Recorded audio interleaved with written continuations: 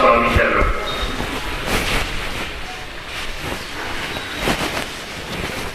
Professor Sasikumar ഇപ്പോൾ ഹൈദരാബാദിലെ engineering കോളേജിലെ പ്രൊഫസറായിട്ട് വർക്ക് ചെയ്യുന്നു. നേരത്തെ ISROയിലെ സയന്റിസ്റ്റ് ആയിരുന്നു. വേരിയസ് പൊസിഷനിലെ പല സ്ഥാനങ്ങളിൽ ഇരുന്ന ആളാണ്. PM ഓഫീസിലെ ഗവൺമെന്റ് ഓഫ് ഇന്ത്യയുടെ സെക്യൂരിറ്റി ഡയറക്ടറായിരുന്നു.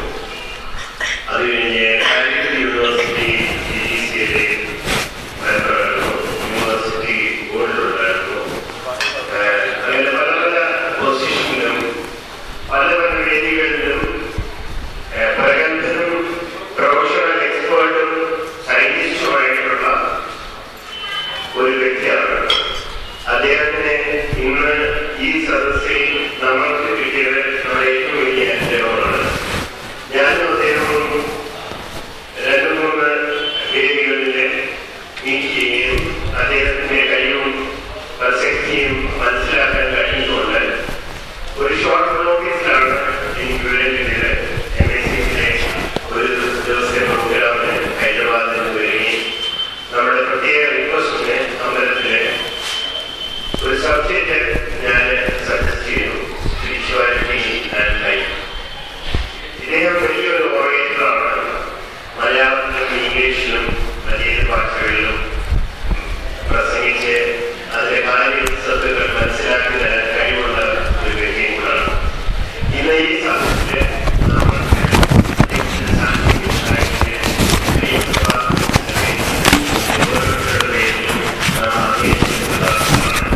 ഈ വേദിയിലെ നമ്മളെ അഡ്രസ് ചെയ്യാനും നമ്മുടെ ജ്ഞാനങ്ങളും വിവരങ്ങളും ബുദ്ധികളും വികസിപ്പിച്ചു തരാനും നമുക്ക് അയ്യപ്പനു ഭഗവാനോട് പ്രാർത്ഥിക്കുകയും അദ്ദേഹത്തോട് റിക്വസ്റ്റ് ചെയ്യും.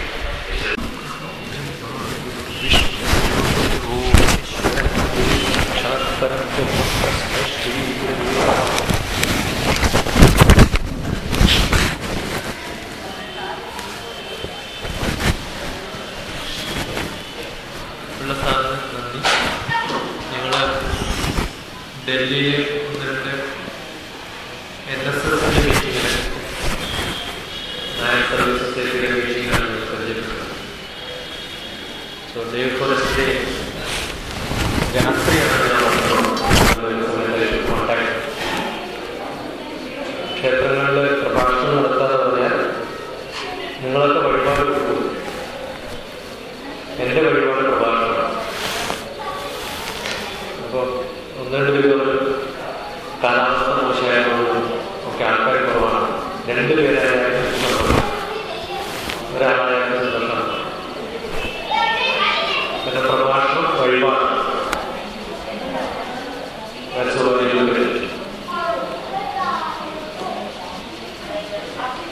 Life and spirituality. സ്പിരിച്വാലിറ്റിയുടെ മലയാളം സ്പിരിച്വാലിറ്റിയുടെ മലയാളത്തിൽ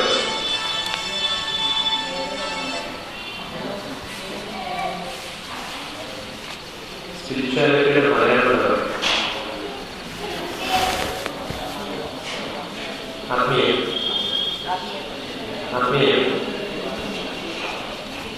ലൈഫ് എന്നാണ്.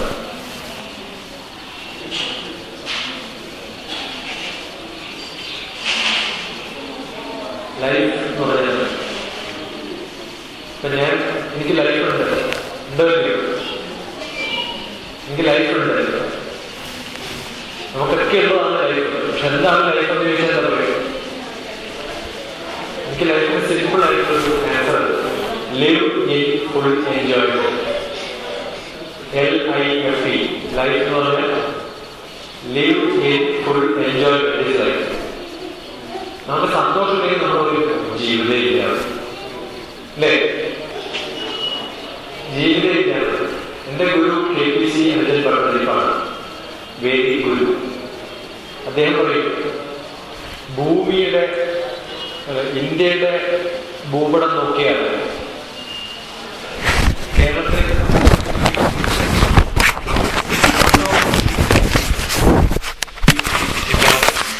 ഇവിടേക്കുള്ള മലയാളികൾക്ക് കുറച്ചൊക്കെ സന്തോഷമുണ്ട്. കേരളത്തിൽ പോയിട്ട് അവരോട് ചോദിച്ചേക്കട്ടെ എങ്ങനെയുണ്ടോ ജീവിതം എന്ന്. അവരോട് ഇങ്ങനെ പോണു എന്ന് പറയും. ഇങ്ങനെ സാധാരണ ഇങ്ങനെ പോണു അല്ലേ. തമിഴിൽ ചോദിച്ചാൽ ഇപ്പടിയേ പോകരുത്. കർണാടകയിൽ കന്നഡയിൽ ചോദിച്ചു കഴിഞ്ഞാൽ ഇങ്ങ നടിയത്തായില്ലേ. തെലുങ്കിൽ ചോദിച്ചാൽ ജനകത്തായില്ലേ. ബംഗ്ലയിൽ ചോദിച്ചാൽ ബാലുവാച്ചനാണ്, മജമേച്ചനാണ് ഗുജറാത്തിൽ. So when you go to north, people are happy. When you come to south, people are unhappy. കുറഞ്ഞു വരും. തെക്ക് ഭാഗത്ത് തീരെ കുറയുന്നു. So life is to enjoy. Are you really enjoying life? Are you really enjoying life? The answer is most of the people don't enjoy life. അപ്പം നമ്മുടെ മക്കളെ കല്യാണം കഴിച്ചു കൊടുക്കാം. അവർ ഒരു കൊല്ലം കഴിഞ്ഞ് തിരിച്ചു വരുമ്പോൾ എങ്ങനെയുണ്ട് മോളെ ജീവിതം എന്ന് ചോദിക്കുമ്പോൾ ഇങ്ങനെ പോകണമെന്ന് പറഞ്ഞാൽ നമ്മൾ ഹാപ്പി ആവുമല്ലോ. We are not happy, right? നമ്മൾ അവർ നല്ല ഹാപ്പി ആയിട്ടിരിക്കണം എന്ന് ആഗ്രഹം. So how do you make them to say I am happy? What do you say is what they will listen. If you keep on saying എൻ്റെ ജീവിതം ഇങ്ങനെ പോണു എന്ന് കേട്ടോണ്ടിരുന്നാൽ മക്കളും എന്ത് പറയും? അതേപോലെ പറയും. അപ്പൊ നമുക്ക് ജീവിതം സന്തോഷമായിട്ട് പോകണം. അതെങ്ങനെ ഉണ്ടാക്കാവുന്നതാണ്. പ്രോബ്ലം ഇല്ലാത്ത ആരെങ്കിലും ഉണ്ടോ ഈ ലോകത്ത്? തൃശ്ശൂരിൽ പ്രഭാഷണത്തിന് പോയ സമയത്ത് ഒരാൾ എന്നോട് പറഞ്ഞു, എൻ്റെ മൂത്ത മകന് കാറ് മേടിച്ചു കൊടുത്തു, അവൻ ഡോക്ടറാണ്. രണ്ടാമത്തെ മകൻ എഞ്ചിനീയറിംഗിൽ പഠിക്കണേ ഉള്ളൂ, അവന് മോട്ടോർ ബൈക്ക് മേടിച്ചു കൊടുത്തു. എല്ലാ ദിവസവും അടിപിടിയാണ്. ഏട്ടന് കാറ് കൊടുക്കുക, എനിക്ക് എൻ്റെ ബൈക്ക് എന്ന് പറഞ്ഞു, എനിക്ക് കാറ് വേണം. അപ്പൊ അച്ഛനാകെ വിഷമത്തിലാണ്. അപ്പൊ പ്രഭാഷണം കഴിഞ്ഞപ്പോൾ അദ്ദേഹം എന്നോട് ചോദിച്ചതാണ്, ഇതെങ്ങനെ സോൾവ് ചെയ്യാൻ ചോദിച്ചു. ഞാൻ പറഞ്ഞു, ശിവനെ നോക്കിയാൽ മതി സോൾവ് ചെയ്യാന്ന്. ശിവൻ ഒരാൾക്ക് കൊടുത്തത് ഏത് വാഹന? എലിയാണ്. അതിലിരിക്കുന്ന ആള് ഭയങ്കര തടിച്ചിരിക്കുന്ന ആളാണ്. മറ്റേ മകന് കൊടുത്തത് മയിലാണ്. ഞാൻ പറഞ്ഞു, ശിവന്റെ വീടെന്ന് പറഞ്ഞാൽ ആകെ പ്രശ്നമുള്ള സ്ഥലമാണ്. ഇറ്റ്സ് ലൈക്ക് എ സൂ. മയില്, കഴുത്തിലാണെങ്കിൽ പാമ്പ്. അദ്ദേഹത്തിന്റെ വാഹനവും ഭാര്യയുടെ വാഹനവും തമ്മിൽ അടുത്തിരിക്കില്ല, അടിപിടിയാണ്. കുറേ ആനിമൽസും ഒക്കെ ജീവിക്കുന്ന സ്ഥലമാണ് ശിവന്റെ വീട്. എല്ലാ ആൾക്കാരും തമ്മിൽ പ്രശ്നങ്ങളാണ്. ഇടയ്ക്കിടയ്ക്ക് കാണാം, കഥ വായിച്ചു നോക്കിയാൽ കാണാം. രണ്ട് മക്കൾ തമ്മിൽ മത്സരം. അതിലൊരാൾക്ക് സമ്മാനം കൊടുത്തതിന് മറ്റൊരാൾക്ക് ദേഷ്യം. പരശുരാമൻ വന്നിട്ടുള്ള ശിവന്റെ കഥയുണ്ട്. അത് വന്നിട്ട് ഗണേശന്റെ ഒരു കൊമ്പ് എറിഞ്ഞു പൊട്ടിക്കും. അപ്പൊ ഗണേശൻ എൻ്റെ മകനല്ലാത്തത് കൊണ്ടാണെന്ന് ശിവൻ പറയും. ഗണേശൻ ശിവന്റെ മകനല്ല, പാർവതിയുടെ മകനാണെന്നാണ് കഥ. അപ്പൊ അങ്ങനെ ആകെ പ്രശ്നമുള്ളൊരു സ്ഥലം. എന്നിട്ടും അദ്ദേഹത്തിന് ബാക്കിയുള്ള കുറേ ആൾക്കാരുടെ പ്രോബ്ലം സോൾവ് ചെയ്യാൻ സമയമുണ്ട്. കൃഷ്ണന്റെ കഥ എടുത്ത് നോക്കാം. കുറേ പ്രോബ്ലംസ് ഉണ്ട്. ഏറ്റവും നല്ല ഇൻഫ്ലുവൻഷ്യൽ ആയിട്ടുള്ള ഒരാൾ. പക്ഷേ കൗരവരും പാണ്ഡവരും തമ്മിലുള്ള പ്രശ്നം ഒതുക്കി തീർക്കാൻ പോയ സമയത്തും ഒന്നും ചെയ്യാൻ പറ്റില്ല. ഹി വാസ് എ ഫെയിലിയർ എന്ന് പറയാൻ വേണമെങ്കിൽ. അദ്ദേഹത്തിന് കുറേ പ്രശ്നങ്ങളുണ്ട്. ഏറ്റവും കൂടുതൽ പ്രശ്നമുള്ള ഒരാൾ. മലയാളത്തിൽ ചില ശ്ലോകങ്ങളുണ്ട്. കള്ളും കുടിച്ചാടി നടക്കും ജ്യേഷ്ഠൻ. കൃഷ്ണന്റെ ബ്രദർ ചൂടും പൂവിനു തല്ലുകൂടും ഇരുവർ ധാരങ്ങളും. പൂവിന് വേണ്ടി തല്ലുകൂടുന്ന രണ്ട് ഭാര്യമാർ. അതിനിടയിൽ അത് സോൾവ് ചെയ്യാൻ പോകണം. കാട്ടിലലയും ബന്ധുക്കളും തോഴരും. ഏറ്റവും കൂടുതൽ അടുപ്പുണ്ടായിരുന്ന പഞ്ചപാണ്ഡവന്മാര് കാട്ടിൽ പോണ്ടി വന്നു. നിങ്ങളുടെ ഏറ്റവും നല്ല ഇൻഫ്ലുവൻഷ്യൽ ആയിട്ടുള്ള ആളായിട്ടും നിങ്ങളുടെ സുഹൃത്തുക്കളും ബന്ധുക്കളും കാട്ടിൽ ഒന്നും ഇല്ലാണ്ട് നടക്കേണ്ടി വരുന്നൊരവസ്ഥ. അത് സോൾവ് ചെയ്യാൻ പറ്റാത്തൊരാൾ. ആൻഡ് തവ ശവം, അവസാനം മരിക്കേണ്ടി വന്നതോ ഏതോ വേടന്റെ അമ്പും കൊണ്ടിട്ട്. Krishna are you the great എന്ന് ചോദിക്കാറുണ്ട്. അപ്പൊ എല്ലാവർക്കും പ്രശ്നങ്ങളാണ്. ഭഗവാന്റെ കഥകൾ നോക്കിക്കഴിഞ്ഞാൽ കാണാം, ഇഷ്ടംപോലെ പ്രശ്നങ്ങളാണ്. പ്രശ്നങ്ങൾ ഉണ്ടാവുന്നതാണോ ജീവിതത്തിലെ ഏറ്റവും വലിയ പ്രശ്നം എന്നാണ്. ഇപ്പം മാഡം ചോദിച്ചു,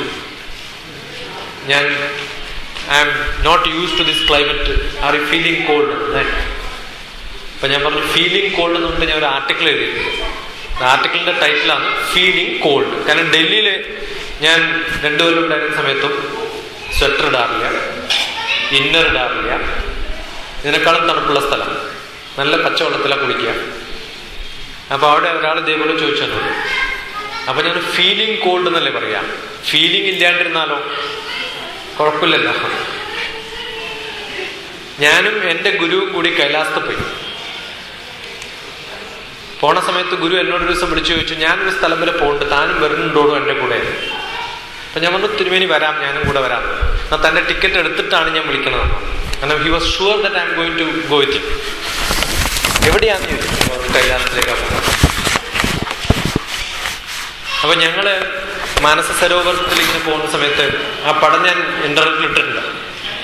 ഗുജറാത്തിൽ നിന്നുള്ള ഒരാള് മങ്കി ക്യാപ്പും ഡോൺ ജാക്കറ്റും ഇന്നറും ഒരു 7 ലെയറൊക്കെ ഇടിഞ്ഞു പുറത്ത്. ഉള്ളിൽ ഇന്നർ ഉണ്ടാവും, പിന്നെ ഒരു സ്വെറ്റർ ഉണ്ടാവും, പിന്നെ ഷർട്ട് ഉണ്ടാവും, പിന്നെ ഒരു ജാക്കറ്റ് ഉണ്ടാവും, പിന്നെ കുറെ തൊപ്പി ഉണ്ടാവും, എല്ലാം കൂടി അടച്ചപ്പെട്ടിട്ട് എന്നിട്ടും ഇങ്ങനെ കിടക്കിട്ട് കാണാന്ന് പറഞ്ഞിട്ടുണ്ടാവും. ഞാൻ തിരുമേനിയുടെ ഒരു ധൈര്യത്തിന് ഡ്രസ്സൊക്കെ മാറ്റി ഒരു ബനിയനൊക്കെ ഇട്ടിട്ട് കുളിയൊക്കെ കഴിഞ്ഞ് നിൽക്കണ്ട. അപ്പൊ എന്നെ ആ ഫോട്ടോ കണ്ടറിയാം, ഞാൻ പറക്കണത് കാണാം ഫോട്ടോയിൽ. അങ്ങനെയാ പിടിച്ചു നിൽക്കണം. തിരുമേനി ഷർട്ട് ഇടാണ്ട് വെറും കൊണ്ടുകൊടുത്തിട്ട് സുഖമായിട്ട് നിൽക്കട്ടെ, ഒരു കുഴപ്പമില്ല. 76 വയസ്സുണ്ടെന്ന്. അപ്പൊ തിരുമേനി പറയും, നല്ല തണുപ്പ് തോന്നുമ്പോ ശിവശിവ ശിവശിവ ശിവശിവ. പണ്ടത്തെ ആൾക്കാർ ചെയ്യുന്നുണ്ടെങ്കിൽ ശിവശിവ ശിവശിവ ശിവശിവ എന്നൊക്കെ. തണുപ്പൊന്നും ഉണ്ടാവില്ല. There was one small program on National Geographic Journal. ഒരു പ്രോഗ്രാം ടി വിയിൽ. ഹിമാലയത്തിൽ പോയിട്ട് അവിടുത്തെ സന്യാസിമാരോട് ചോദിക്കും, നിങ്ങൾ ഈ തണുപ്പിൽ എങ്ങനെയാണ് ജീവിക്കുന്നത്? ഈ സാധാരണ പറയാറ്, നമ്മൾ എന്തെങ്കിലുമൊക്കെ പറയുമ്പോൾ നിങ്ങൾ കേൾക്കുന്നുണ്ടല്ലോ. ഇപ്പൊ കേൾക്കുന്നുണ്ടെന്ന് എങ്ങനെ അറിയാം? ഇടക്കിടക്ക് ആ എന്ന് പറയും. ആ അപ്പൊ കേൾക്കണ്ടെന്ന് അർത്ഥം. പിന്നെ ഈ കേട്ട് കഴിഞ്ഞ അവസാനത്ത് ശരിക്കും മനസ്സിലായോ എന്ന് ചോദിക്കാൻ പിന്നെ തിരിച്ച് ഞാൻ ചോദ്യം ചോദിക്കും. അപ്പോഴാണ് ശരിക്കും രണ്ടാമത്തെ അക്ഷരം പറയാം, ആ.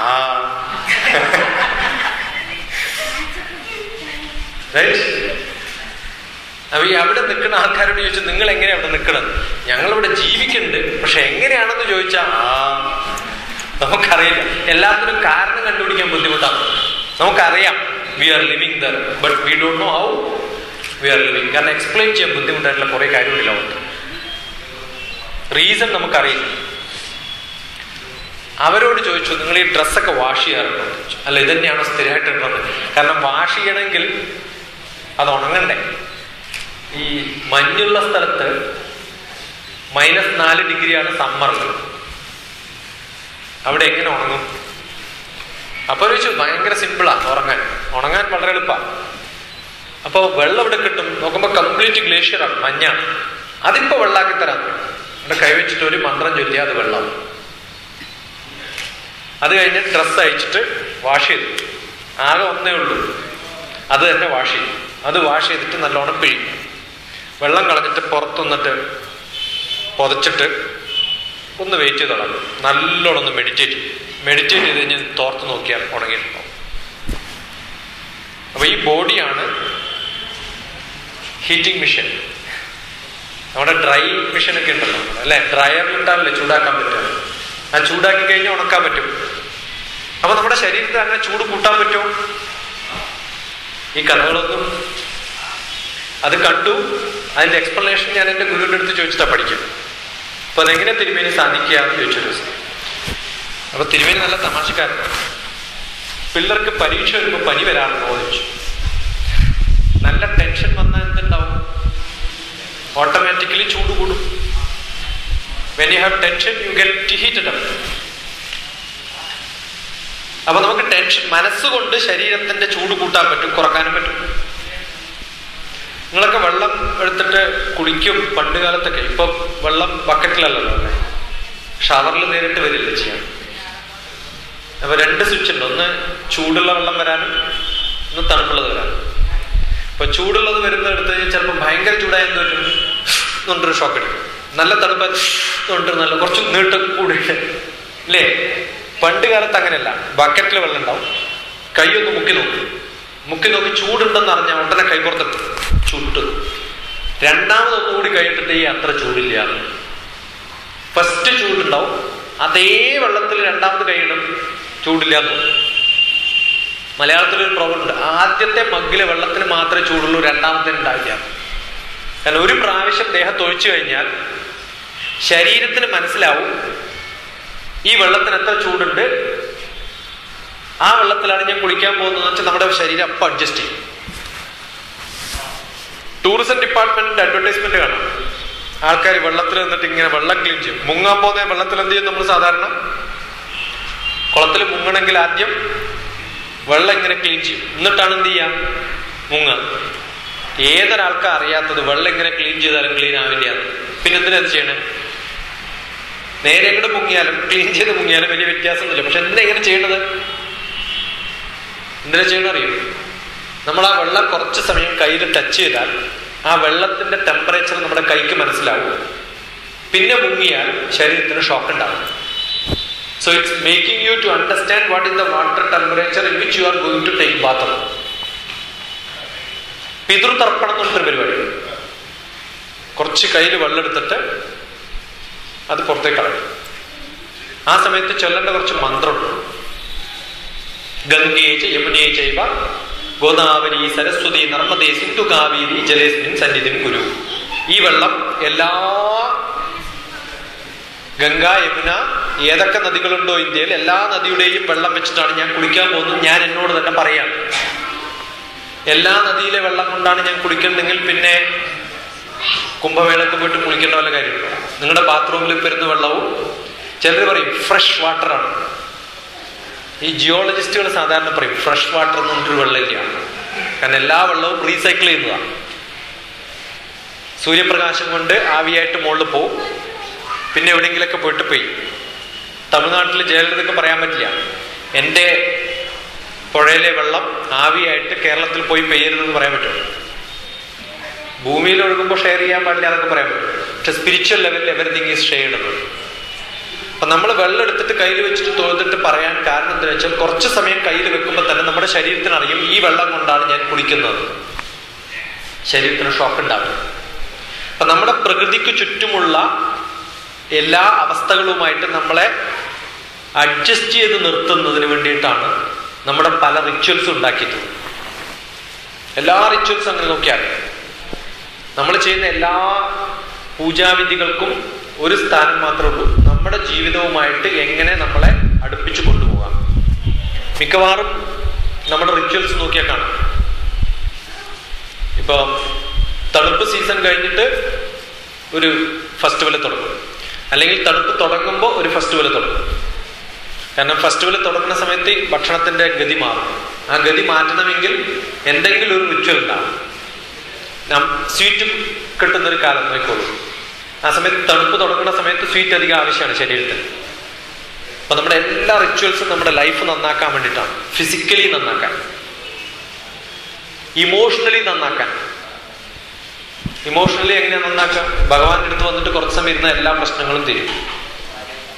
നല്ല സങ്കടം ഉണ്ടാകുമ്പോഴും വരും, നല്ല വിഷമം ഉണ്ടാകുമ്പോഴും വരും, ആകെ വീട്ടിൽ വല്ല പ്രശ്നം ഉണ്ടായാലും വരും, മക്കൾക്ക് വല്ല പരീക്ഷയ്ക്ക് മാർക്ക് മേടിക്കണം എന്നൊക്കെ തോന്നുമ്പോൾ വരും, എന്തെങ്കിലുമൊക്കെ ആവശ്യം വരുമ്പോൾ വരാനുള്ളൊരു സ്ഥലം, കുറച്ച് സമയം സമാധാനമായിട്ടിരിക്കാൻ പറ്റിയ സ്ഥലം, നിനക്ക് പറ്റിയ സ്ഥലമാണ് ക്ഷേത്രം. അപ്പൊ നമ്മുടെ പ്രശ്നങ്ങൾ ഡയലൂട്ട് ചെയ്യാൻ, ഇല്ലാതാക്കാൻ പറ്റുന്നൊരു സ്ഥലം, ഇമോഷണലി നമ്മളെ ബാലൻസ് ചെയ്യിപ്പിക്കാൻ പറ്റിയൊരു സ്ഥലം, സോഷ്യലി ഗ്യാദർ ചെയ്യാൻ പറ്റിയ സ്ഥലം. കുറെ പേരെ കാണാം, ക്ഷേത്രത്തിൽ വരുമ്പോഴാണ് എല്ലാവരെയും കാണാൻ പറ്റുക. ക്ഷേത്രം നല്ലൊരു സോഷ്യലൈസിങ് പ്ലേസ് ആണെന്നാണ്. ഇതൊക്കെ ലീഡ് ചെയ്യുന്നത്, ഈ റിച്വൽസ് ഒക്കെ, ആക്ടിവിറ്റീസ് ഒക്കെ ലീഡ് ചെയ്യുന്നത് നമ്മുടെ ജീവിതത്തെ കുറച്ചും കൂടി സമാധാനം ഉണ്ടാക്കിത്തരാൻ, ജീവിതത്തെ കരിപ്പിടിപ്പിക്കാൻ, ജീവിതത്തിനൊരു ക്രമം ഉണ്ടാക്കാൻ, അതിനു വേണ്ടിയിട്ടാണ്. അത് ഏത് റിലീജിയൻ എടുത്താൽ അതിലേറ്റവും നല്ല പ്രാക്ടീസുകളുള്ളൊരു റിലീജിയനിലാണ് നമ്മളൊക്കെ ജനിച്ചത്. നമ്മുടെ ഭാഗ്യം, നമ്മുടെ ചോയ്സ് അല്ല, അറിയാതെ ജനിച്ചു പോയത്. It is not that we wanted to become in this, it is not our choice. By accident we have taken birth. പക്ഷെ എങ്ങനെ ജീവിക്കണം, ഇത് ഒബ്സർവ് ചെയ്ത് ജീവിക്കണോ വേണ്ടയോ? എന്തിനു വേണ്ടി ഇങ്ങനെ ജീവിക്കണം? എന്തിനാണ് ഇത് ചെയ്യുന്നത്? അത് അറിയുമ്പോഴാണ് ആ ചെയ്യുന്നതിന് കുറച്ചും കൂടി ഒരു സയന്റിഫിക് ഔട്ട്ലുക്ക് ഉണ്ടാവും. അതല്ലെങ്കിൽ നമുക്ക് ജീവിച്ചു പോകണം. അങ്ങനെ ആലോചിക്കുമ്പോൾ കിട്ടുന്ന ഒരു ആൻസറാണ്. ആലോചിക്കാതെ കിട്ടുന്നതും ഇത് തന്നെയാണ്. ആലോചിച്ച് കിട്ടുന്ന ഒരു ആൻസറാണ്. ഇപ്പൊ ഞാൻ നേരത്തെ ചോദിച്ച പോലെ എങ്ങനെയാണ് ഈ തണുപ്പിൽ ജീവിക്കുന്നത് ചോദിച്ചാൽ ആൻസർ ഇല്ലെങ്കിലും അയാൾ അവിടെ ജീവിക്കണ്ട, അയാൾക്ക് അറിയാം. അങ്ങനെ കിട്ടുന്ന ഒരു ആൻസറാണ് സ്പിരിച്വാലിറ്റി, ആത്മീയത എന്ന് പറയുന്നത്. ഇപ്പൊ എന്നെ സംസാരിപ്പിക്കുന്നത് ആരാണെന്ന് ചോദിച്ചാൽ എൻ്റെ ബുദ്ധിയല്ല, എൻ്റെ മനസ്സല്ല, എൻ്റെ ആത്മാവാണ്. ആത്മാവെന്ന് ക്രിയേറ്റീവായിട്ട് വരുന്നൊരു സംഭവമാണ്. എൻ്റെ ചിത്ത ചൈതന്യം തേജസ്സാണ്. ഈ ഇരിക്കുന്ന എനിക്ക് ജീവനുണ്ടോ എന്ന് ചോദിച്ചു കഴിഞ്ഞാൽ ജീവനുണ്ടെന്ന് പറയും. എവിടെയാണ് ജീവൻ എന്ന് കാണിച്ചു തരാൻ പറ്റും? തൊട്ട് കാണിച്ചു തരാൻ പറ്റിയൊരു സാധനമല്ല. മനസ്സ് തൊട്ട് കാണിച്ചു തരാൻ പറ്റിയൊരു സാധനമല്ല. ഇതെല്ലാം കൂടി എങ്ങനെയോ ഇങ്ങനെയൊക്കെ പോകുന്നു. അതെന്താണെന്ന് ചോദിച്ചാൽ അത് കോൺഷ്യസ്നെസ് ആണ്, അല്ലെങ്കിൽ ചൈതന്യമാണ്, ചിത്താണ്, തേജസ്സാണ്. അതിനെ കൊണ്ട് നടത്തുന്നത് ആത്മാവ്. ആ ആത്മാവിനെ മനസ്സിലാക്കുമ്പോ അത് മനസ്സിലാക്കാൻ എല്ലാ ജീവികൾക്കും പറ്റില്ല, ഒറ്റൊരു ജീവിക്കേ പറ്റുള്ളൂ. അത് മനുഷ്യനാണ്. ബാക്കി എല്ലാ ജീവികളും മനുഷ്യനും തമ്മിലുള്ള വ്യത്യാസം എന്താ? വ്യത്യാസം മൃഗങ്ങളും മനുഷ്യനും തമ്മിൽ എന്താ വ്യത്യാസം എന്ന് ചോദിച്ചാൽ ആഹാര നിദ്ര ഭയ മൈഥുനാനി സമാനി ചൈതാനി നൃണാം പശൂനാം ജ്ഞാനം നരാണാം അധികോ വിശേഷോ ജ്ഞാനേവിഹീന പശുവി സമാന. ആഹാരം മൃഗങ്ങളും കഴിക്കും, നമ്മളും കഴിക്കും. മനുഷ്യന്മാരെ കുറച്ച് അധികം കഴിക്കും, മൃഗങ്ങൾ ആവശ്യത്തിന് കഴിക്കും. അത്രയുള്ള വ്യത്യാസം. നിദ്ര മൃഗങ്ങളൊക്കെ എഴുന്നേറ്റ് കഴിഞ്ഞാൽ ഒട്ടനെ അത് എക്സർസൈസ് ഒക്കെ എടുത്തിട്ട് ചാടുന്നതാണ്. പട്ടിയൊക്കെ നോക്കിയാൽ കാണാം. അതാരും പഠിപ്പിച്ചിട്ടല്ല, നമ്മളൊക്കെ പഠിപ്പിച്ചാലും ചെയ്യില്ല.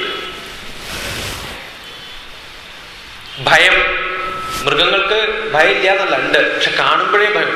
നമ്മൾ കാണുന്നതിന് മുമ്പ് ആലോചിച്ച് ഭയം ഉണ്ടാകും. ഇപ്പൊ എവിടെയെങ്കിലും പോകണം, ട്രാഫിക് ജാം ഉണ്ടാവുമോ എന്ന് പേടിച്ചുകൊണ്ട് പോകും.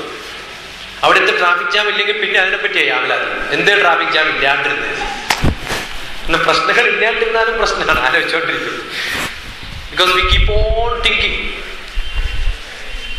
ആഹാര നിദ്ര ഭയം മൈഥുനം സെക്സ്. ആനിമൽസിന് സെക്സിനെ കുറിച്ച് ആലോചന അതിന്റെ പേരിനെ കാണുമ്പോഴും മനുഷ്യൻ അങ്ങനെയല്ല, ആലോചിച്ചുണ്ടാകും. സമാനി ചൈതാനി നൃണാം. ഈ കവിത എഴുതിയ കാലത്ത് രണ്ടാൾക്കും സമായിരുന്നു എന്നാണ്. പക്ഷെ ഇപ്പൊ കുറച്ചധികം മനുഷ്യന്മാർക്ക്. ഒറ്റ വ്യത്യാസമേ ഉള്ളൂ. ജ്ഞാനം നരാണാം അധികോ വിശേഷവും. നോളജ് മനുഷ്യന്മാർക്ക് കുറച്ചധികമാണ്. അതെങ്ങനെ ഉണ്ടാവുന്നത്? ബാക്കിയുള്ളവർ പറയുന്നത് കേട്ടിട്ടും എഴുതിയത് കേട്ടിട്ടും അവരുടെ അനുഭവങ്ങളൊക്കെ വെച്ച് പറഞ്ഞത് കേട്ടിട്ടുള്ളത് വി ട്രാൻസ്ഫർ.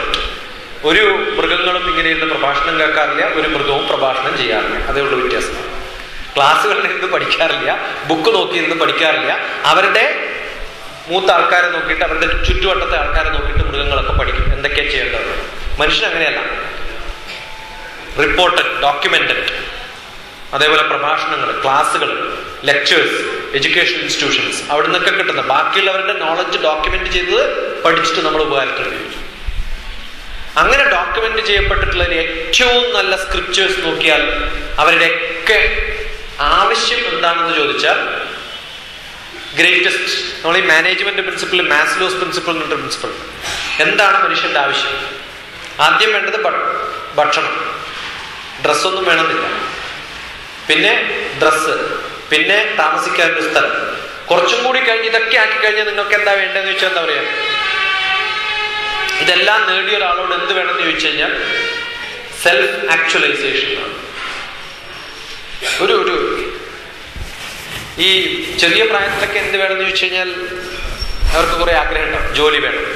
ജോലി കിട്ടിക്കഴിഞ്ഞാൽ എന്താ വേണ്ടത് വെച്ചാൽ കല്യാണം കഴിക്കണം. ചിലപ്പോൾ കല്യാണം കഴിക്കുന്ന ജോലി കിട്ടുന്നതിന് മുമ്പായിരിക്കണം. അതൊക്കെ കഴിഞ്ഞാൽ പിന്നെ എന്ത് വേണം? ചെറിയൊരു കുടുംബം ഉണ്ടാക്കണം, വീട് വെക്കണം. ഇതൊക്കെ കഴിഞ്ഞു. എന്നിട്ട് ഇനി എന്ത് വേണമെന്ന് ചോദിച്ചാൽ എന്താ പറയും? പിന്നെ എന്ത് പറയും? എന്റെ മക്കൾക്ക് നല്ലൊരു ജോലി വേണം. അത് കഴിഞ്ഞ് എന്ത് വേണം? മക്കൾക്ക് കുട്ടികളുണ്ടാവും. അത് കഴിഞ്ഞ് എന്ത് വേണം? അങ്ങനെ ചോദിച്ചു വന്നേ. ഞാൻ കുറെ സ്ഥലത്ത് ലെക്ചേഴ്സ് കൊടുക്കാൻ പോണൊരു ഹൈദരാബാദിൽ ഒരു old age home, senior citizens forum.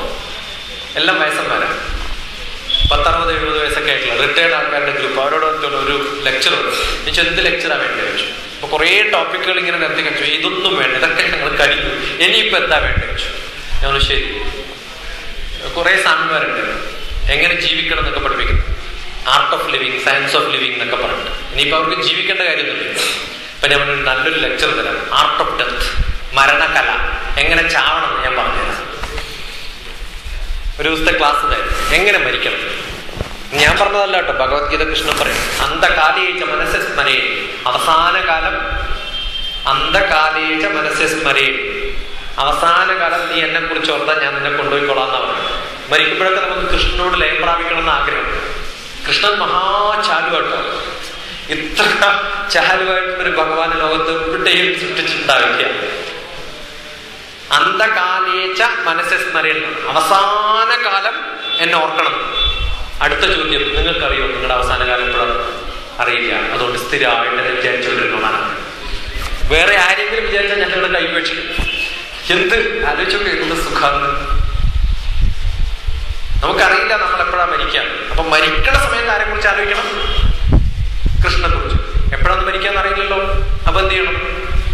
സ്ഥിരമായിട്ട് എന്നെ കുറിച്ചാണ്. ആരാണ് ഈ കൃഷ്ണൻ?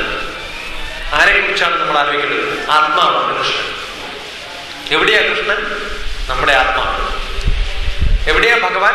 നമ്മുടെ ഉള്ളിൽ. ഭഗവാൻ എവിടെയാ? ഈ ഗീതയൊക്കെ പറഞ്ഞു കഴിഞ്ഞിട്ട് അവസാനം യുദ്ധം കഴിഞ്ഞിട്ട് അർജുനൻ കൃഷ്ണനോട് ഒരു ചോദ്യം ചോദിക്കും. കൃഷ്ണ, എവിടെയാ കുരുക്ഷേത്രം? കുരുക്ഷേത്രം അവിടെ 60 കിലോമീറ്റർ വീതിയുള്ള വാർഫീൽഡിൽ നിൽക്കുന്ന സമയത്ത് നീ എന്തൊക്കെയോ പറഞ്ഞിരുന്നല്ലോ, എനിക്കൊന്നും മനസ്സിലായില്ല. കാരണം ആകെ ടെൻഷനിലായിരുന്നു. അപ്പൊ അതൊന്നുകൂടി പറഞ്ഞുതരാൻ പറ്റും. അപ്പൊ കൃഷ്ണൻ പറയും, അത് ഓൾറെഡി പറഞ്ഞു, ഇനിയിപ്പോ പറയാൻ പറ്റും. ഒറ്റ ക്ലാസ്, രണ്ടാമതാ ക്ലാസ്സിൽ ഞാൻ പറയുന്നു. എനിക്കിനി അതൊന്നല്ല വേണ്ടത്. ഏതായാലും 83.5 വയസ്സായി. ഇനിയിപ്പോ ഒരു 10-30 കൊല്ലം കൂടി ബാക്കിയുള്ളൂ. 102.5 വയസ്സിലാണ് മരിക്കുക. അപ്പൊ അത്രയും കൂടി ബാക്കിയുള്ളൂ. ഇനിയിപ്പോ അധികം ടെൻഷനൊന്നും അടിക്കണ്ട. ബ്രീത്തിങ് ടെക്നിക്ക് ഞാൻ പഠിപ്പിച്ചു തരാം. എന്നിട്ട് കൃഷ്ണൻ കുറച്ച് ബ്രീത്തിങ് ടെക്നിക്ക് പഠിപ്പിക്കും അർജുനന്. ബാക്കി കാലം എങ്ങനെ ജീവിക്കണം എന്ന് ശരിക്കും ശ്വസിച്ചാൽ മതി, എന്റെ പ്രശ്നങ്ങളൊക്കെ മാറും. അവസാനം കുറച്ച് ചോദ്യങ്ങൾ ചോദിക്കുന്നുണ്ട് അർജുനൻ. പിന്നെ അതിന് ഗുരു ഉത്തരഗീത എന്നാണ് പറയുന്നത്. ഉത്തരഗീത ഇസ് എ സ്മോൾ ബുക്ക്. ആ ബുക്കിൽ ഇത് പറഞ്ഞു. അപ്പോ കൃഷ്ണൻ പറയണ്ട, 3-4 തരത്തിലുള്ള ആൾക്കാരാണ് ഉള്ളത് ഈ ലോകത്ത്. ഒന്ന്, അഗ്നിർദേവോ ദ്വിജാതീനാം. അഗ്നിയെ ഭഗവാനായിട്ട് കൽപ്പിച്ചിട്ട്, അഗ്നിയെ ഭഗവാനായി കൽപ്പിച്ചിട്ട് പൂജ ചെയ്യുന്ന ആൾക്കാർ. ഏത് ക്ഷേത്രം നോക്കിയാലും വിളക്ക് കത്തിക്കാണ്ട് പൂജ ചെയ്യില്ല. അഗ്നിയാണ് വിളക്ക്. സൂര്യന്റെ സിമ്പലാണ് വിളക്ക്. സൂര്യായ സ്വാഹ, സൂര്യായ ഇദം നമഃ, പ്രജാപതിയെ സ്വാഹ, പ്രജാപതിയെ ഇദം നമഃ, അഗ്നിയായ സ്വാഹ, അഗ്നായ ഇദം നമഃ. അഗ്നിയായി സങ്കല്പിച്ചിട്ടാണ് വിളക്കിനായാലും, സൂര്യനെ സങ്കല്പിച്ചിട്ടാണ് വിളക്കിനായാലും പൂജ ചെയ്യുന്നത്. അപ്പൊ അഗ്നിയും സൂര്യനും വിളക്കൊക്കെ ഒന്നാണ്. അതില്ലാതെ ഒരു പൂജയും നടക്കില്ല. ഏത് ഭഗവാനെ പൂജ ചെയ്യണമെങ്കിലും ഗായത്രി ചൊല്ലിയേ പറ്റൂ. കാരണം എല്ലാ ദ്വിജന്മാരും, ഞാൻ ദ്വിജനല്ല, പൂണൂലില്ലാത്ത, പക്ഷെ ഭാഗ്യത്തിന് എൻ്റെ ഗുരു എന്നെ ഈക്വലന്റ് ആയിട്ട് കണ്ടിട്ട് എന്നെ കുറെ കാര്യങ്ങൾ പഠിപ്പിച്ചു. അപ്പൊ ഗായത്രി തരുന്ന സമയത്തും നമ്മളോട് പറയും, ഗായത്രി കിട്ടിയിട്ടുള്ളതാണ്. അപ്പൊ ഗായത്രി തരുന്ന സമയത്തും പൂജ ചെയ്യാൻ പഠിപ്പിക്കുന്ന സമയത്തൊക്കെ പറയും ഗായത്രി മന്ത്രം ചൊല്ലണം. ഗായത്രി ആരാ? സൂര്യനാണ്. ഓം ഭൂർഭുവസ്വഹ തത്സവിതുർവരേണ്യം ഭർഗോ ദേവസ്യ ധീമഹി ധിയോ യോ നഃ പ്രചോദയാത്. നിന്റെ ഉള്ളിലും വന്നിട്ട് പ്രകാശിച്ചിട്ട് നിന്നെ ഉത്തേജിപ്പിച്ചെടുക്കണം. ഏത് ലെവലിലേക്ക് എടുക്കണം? ഭഗവാനെ തുല്യമാക്കി തീർക്കണം. പൂജ ചെയ്യുന്ന പൂജാരി ഭഗവാന് തുല്യമാണ്. അങ്ങനെ അദ്ദേഹമാണ് ഭഗവാനെ വിളക്കിലേക്ക് ആവാഹിക്കുന്നത്. ആഗമർത്തന്തു ദേവാനാം ഗമനാർത്തന്തു രാക്ഷസാം. ആദ്യം നട തുറന്നാൽ പൂജാരി ചൊല്ലേണ്ട ആദ്യ മന്ത്രമാണ് ആഗമാർത്തന്തു ദേവാനാം. ഭഗവാനെ വരൂ ഇവിടെ. ഗമനാർത്തന്തു രാക്ഷസാം. ഏതെങ്കിലും രാക്ഷസന്മാർ ഇതിനകത്ത് പെടുത്തുന്ന അവരോട് പോയിക്കളാൻ പറയും. അതല്ലെങ്കിൽ നിങ്ങൾ കൊടുക്കുന്ന എല്ലാ നൈവേദ്യവും ആരടിച്ചുകൊണ്ട് പോകും? രാക്ഷസന്മാരുണ്ട്. അപ്പൊ ഭഗവാനോട് വിളിച്ചിരുത്തി അവിടെ ഇരിക്കാൻ പറയാൻ ആർക്ക് അധികാരമുണ്ട്? പൂജാരി. അപ്പൊ ഭഗവാനാണോ മോളില്, പൂജാരിയാണോ മോളില്? ഭഗവാനോട് വരാൻ പറഞ്ഞ് ഇരിക്കാൻ പറഞ്ഞ ഇരുത്തണം, പോവാൻ പറഞ്ഞാൽ പോണം. ആവാഹനം, ഉദ്വാഹനം. ആവാഹിച്ചെടുത്തിട്ട് ഭഗവാനെ വിളക്കിൽ സങ്കല്പിച്ചിട്ട് പൂജ ചെയ്യണം ദ്വിജന. ആലോചിച്ചോ, ആരാ ഭഗവാൻ? പൂജാരിയാണ് ഭഗവാൻ. ആരാ പൂജാരി? അദ്ദേഹം മാത്രമല്ല, നമ്മളൊക്കെ പൂജാരികളാണ്. മനസ്സറിഞ്ഞിട്ട് നമ്മൾ പൂജിച്ചു കൊടുക്കുന്നതാണ് നമ്മുടെ പൂജയായിട്ട് പറയുന്നത്. നമുക്ക് ഒരു ഏജന്റിന്റെ ജോലി അല്ലെങ്കിൽ ഭഗവാനിലേക്ക് നേരിട്ട് അർപ്പിക്കാൻ നമുക്ക് സാധിക്കുന്നെങ്കിൽ ലഭിക്കാൻ. ഇപ്പൊ ആന്ധ്രാപ്രദേശിലൊക്കെ ഉള്ളതുകൊണ്ട് നമ്മൾ തന്നെയാണ് പൂജ ചെയ്യുക, പൂജാരി എല്ലാം ചെയ്യാം, നമ്മളോട് തന്നെ അർപ്പിച്ചോളാം. And there are options. You can go to inside the temple and give offers. കേരളത്തിൽ മാത്രമേ അത് കുറച്ച് റെസ്ട്രിക്റ്റഡ് ഉള്ളൂ. അപ്പൊ നമ്മളൊക്കെ പൂജാരികളാണ്. ഭഗവാൻ ആരാണോ അർപ്പിക്കുന്നത്, അർപ്പിക്കുന്ന ആളാണ് പൂജാരി. അങ്ങനെ അഗ്നിയാണ് ഭഗവാൻ എന്ന് സങ്കല്പിക്കുന്ന ഒരാള്, അദ്ദേഹത്തിന് വിഗ്രഹങ്ങളോ ഒന്നും വേണ്ട, വിളക്ക് മാത്രം മതി. വിളക്ക് വെച്ച് പൂജ ചെയ്യും. ദേവീ സങ്കല്പം, ദേവി പൂജ വീട്ടിൽ വിളിച്ച് ചെയ്യിപ്പിക്കാൻ പറഞ്ഞാൽ ദേവിയെ കൊണ്ടിരുത്തുമോ? വിളക്കേ വെക്കുള്ളൂ. ദേവിയുടെ പടം പോലും വേണമെന്നില്ല, ഏത് പൂജക്കും വിളക്ക് മതി. അഗ്നിർദേവോ ദ്വിജാദീനാം, അഗ്നിയെ ഭഗവാനായി കൽപ്പിക്കുന്ന ആള് പൂജാരി. അയാൾ ദ്വിജൻ, ബ്രാഹ്മണൻ. മുനീനാം ഹൃദിദേവതം, ഏതെങ്കിലും മഹർഷിമാര് വിഗ്രഹങ്ങളോ വിളക്കോ കത്തിച്ച് ആരാധിക്കാറില്ല. അവര് ക്ഷേത്രങ്ങളുടെ ചുറ്റുവട്ടത്തൊക്കെ വന്നിട്ട് എവിടെയെങ്കിലും കിടന്നുറങ്ങിയിട്ട് പോയിട്ടാണ്, തൊഴുകൂടിയില്ല, പ്രദക്ഷിണം വെക്കാറില്ല. ശരിക്കുള്ള സന്യാസിമാര് അതിനൊന്നും പോയില്ല. അവരുടെ മനസ്സിലാണ് ഭഗവാൻ. എവിടെയാ ഭഗവാൻ ഇരിക്കുന്നത് ചോദിച്ചാൽ ഹൃദയത്തിനകത്താണ്. ശ്രീരാമസ്വാമിയുടെ, വിവേകാനന്ദന്റെ ഗുരുവിന്റെ കഥ വായിച്ചറിയാം. അദ്ദേഹം ദേവിക്ക് മാല അർപ്പിക്കാൻ പോകും. പോയിട്ട് എന്ത് ചെയ്യും? അതേ മാല സ്വന്തം കഴുത്തിൽ. കാരണം ആരാ ഭഗവാൻ? ഞാനാണ് ഭഗവാൻ. എവിടെ ഭഗവാൻ? എന്റെ അകത്തായിരിക്കണം. അപ്പൊ അയ്യപ്പന്റെ എന്റെ അകത്തോ നിന്റെ അകത്തോ, അതാണ് പിന്നെ വേറെ എന്തൊക്കെയോ ആയിട്ട് മാറിയത്. അയ്യപ്പത്തിന്തകത്തോ എന്ന് പറഞ്ഞിട്ടായിട്ടുള്ള വാക്കുകൾ. അയ്യപ്പത്തിന്തകത്തോ എന്ന് പറഞ്ഞ് ഡാൻസ് കളിപ്പിക്കല്ല ചെയ്യണം അയ്യപ്പനെ. എന്റെ അകത്ത് ഓം നിന്റെ അകത്ത് ഓം എന്ന് ചൊല്ലി ചൊല്ലി വന്നപ്പോ അവസാനം തിന്തകത്തോ എന്നായതാണ്. അങ്ങനെ സ്പെല്ലിങ് തെറ്റിപ്പോയതാണ്. എന്റെ അകത്തും ഓം നിന്റെ അകത്തും ഓം, രണ്ടാളുടെ അകത്തും ഓം ആണുള്ളത്, പ്രണവമാണുള്ളത്. പ്രണവം മാത്രമാണ് ഏറ്റവും വലിയ സ്പിരിച്വൽ പവർ.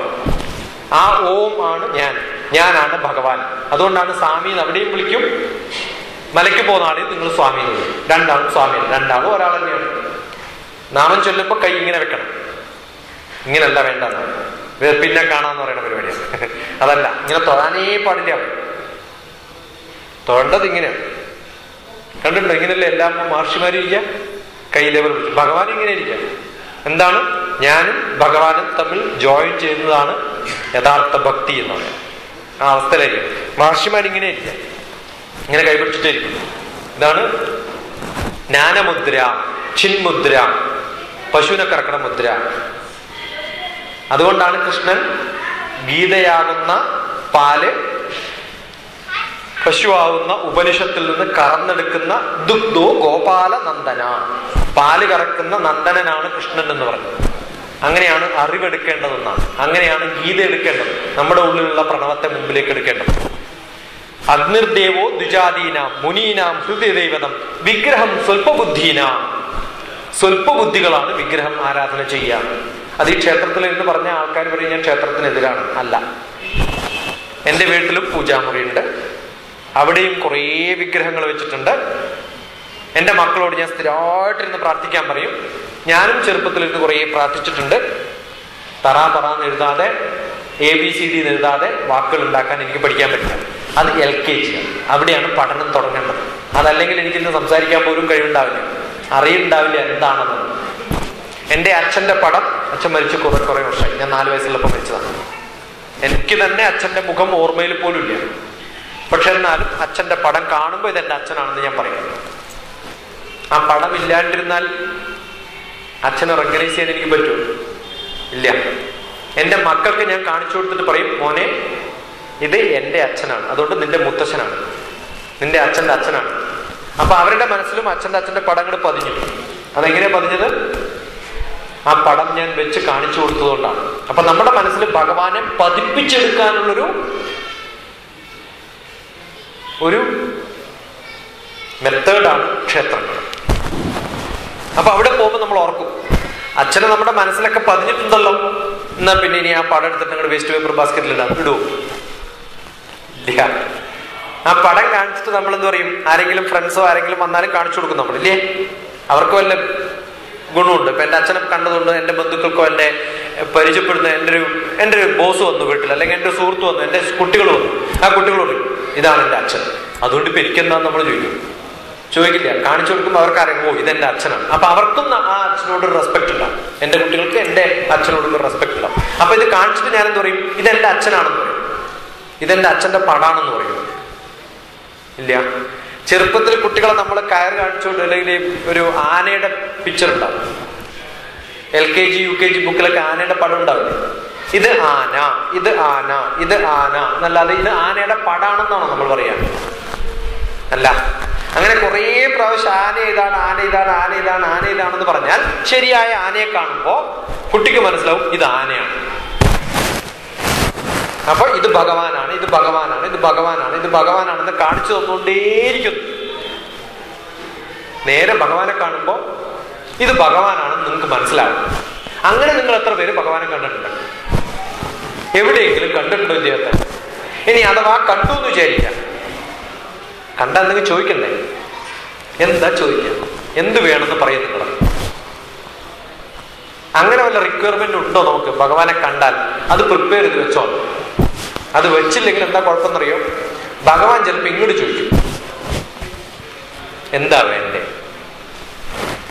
അപ്പൊ ഞാൻ പിന്നെ പറയാം, ഭയങ്കര തിരക്കിലാണ്, നമുക്ക് എന്തൊക്കെയോ വേണം, വലിയ ലിസ്റ്റ് ഒന്നും വേണം, ഒറ്റ കാര്യം ചോദിക്കാം, അത് തരാം. അങ്ങനെ പറഞ്ഞാൽ നിങ്ങൾ എന്ത് ചോദിക്കും?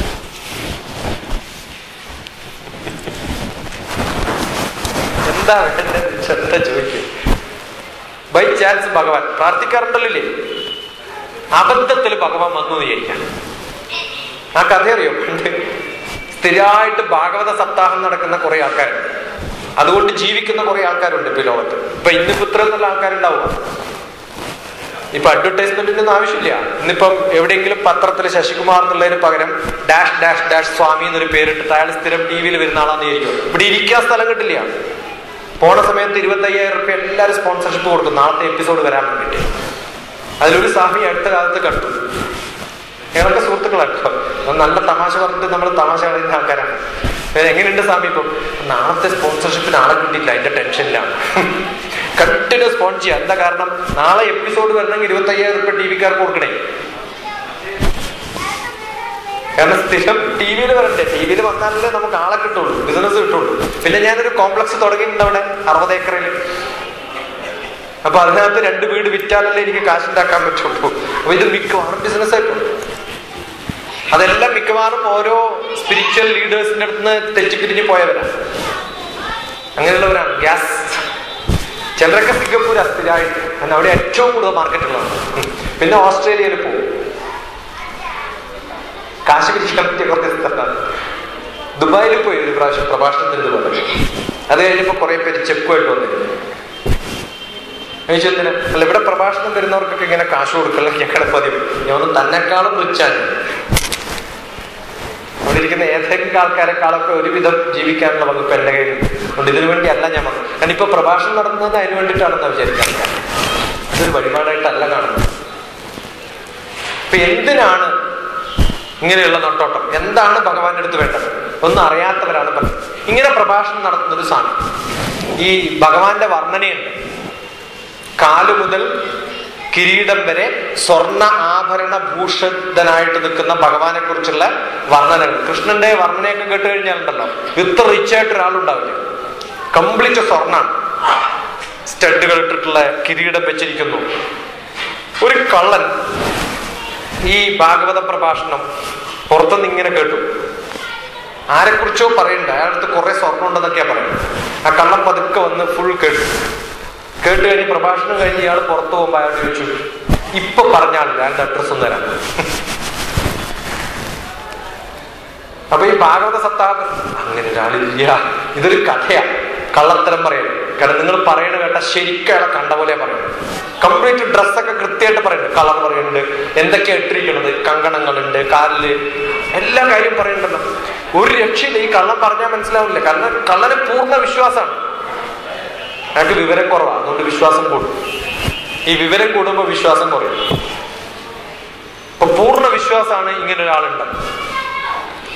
ഈ തിരുമേനി കണക്ക് ഉറപ്പാണ് അങ്ങനെ ഒരാളില്ല. ഇത് കഥ മാത്രമാണ്. അയാൾ പണ്ടേ കാഞ്ഞുപോയി. കലികാലം കഴിഞ്ഞ് തുടങ്ങുമ്പോഴേ ദ്വാപര യുഗത്തിലെ പ്രളയത്തിൽ പോയ ആളാണ്. 3102 BC ജൂലൈ 18 ഫെബ്രുവരി 18 പോയി. പക്ഷെ കൃഷ്ണന്റെ ആൾക്കാർ കറക്റ്റായിട്ട് ഡേറ്റ് ഒക്കെ അറിയാം, കൃഷ്ണൻ എപ്പോഴാണ് അമ്പ് കൊണ്ടത്, എപ്പോഴാണ് പോയതെന്നൊക്കെ. ഇല്ല, ഉടനെ കള്ളൻ കത്തിയെടുത്തിട്ട് പറഞ്ഞു അഡ്രസ്സ് തന്നിട്ട് കാച്ചിക്കളയും. അങ്ങനെ പൂർണ്ണ വിശ്വാസമാണ് ആരുണ്ടെന്ന്, ഇങ്ങനെ ഒരാളുണ്ടെന്ന് കള്ളൻ. ഒരു രക്ഷയില്ല, അഡ്രസ്സ് പറഞ്ഞു കൊടുത്തു. എന്താ അറിയാം, വലിയ ഗേറ്റ് കാണാം, ചുറ്റും മതിലുണ്ട്. എല്ലാ റിച്ച് ആയിട്ടുള്ളവർക്കും ഇങ്ങനെ വലിയൊരു മതിലും വലിയൊരു ചുറ്റു ഗേറ്റും ഉണ്ടാവും. അത് കടന്ന് ഉള്ളിൽ കടന്നാൽ പിന്നെ വലിയൊരു മതിൽ കാണാം, വലിയൊരു ഡോറ് കാണാം. വലിയ റിച്ച് ആയിട്ടുള്ളവർക്ക് ഇത്ര വലിയ ഡോർ ഉണ്ടാവും, ഉറപ്പാണ്. അതും ചാടി ഉള്ളിൽ കടന്നാൽ പിന്നെ കംപ്ലീറ്റ് സ്വർണം പൂശിയൊരു സ്ഥലം കാണാം അല്ലേ? അതും കുത്തി തുറന്നുള്ളിൽ കടന്നാൽ അവിടെ ആരെ കാണാം? ഡോക്ടർ കൃഷ്ണനെ കാണാം. പോയിക്കൊള്ളാം. കള്ളൻ പൂർണ്ണ വിശ്വാസിയാണ്. അയാളൊക്കെ അടിച്ച് പൊടിച്ച് ഉള്ളിൽ കടന്നു. ഉള്ളിൽ കടന്നു നോക്കുമ്പോൾ കൃഷ്ണൻ സർവാവിധ ഭൂഷിതനായിട്ട് നിൽക്കണ്ട. കൃഷ്ണൻ ചോദിച്ചു എന്തേ വന്നു ചോദിച്ചു. എന്റെ എല്ലാ സാധനവും തരാൻ പറഞ്ഞു. കംപ്ലീറ്റ് അഴിച്ചുവിട്ട് കള്ളൻ കംപ്ലീറ്റ് റെഡിയാക്കി. ഈ അയാളുടെ അഡ്രസ്സ് ചോദിക്കുമ്പോഴേ എവിടെയാ കക്ഷി താമസിക്കുന്നതെന്ന് ചോദിച്ചിട്ടുണ്ടായിരുന്നു. ഭാഗവതം പറയുന്ന ആളോട് അഡ്രസ്സൊക്കെ ചോദിച്ചിട്ടുണ്ട്, എവിടെ നിന്നാണ്. അയാളുടെ വീട് വരെ എത്തിയിട്ടുണ്ട് അഡ്രസ്സ് അറിയാൻ വേണ്ടിയിട്ട്.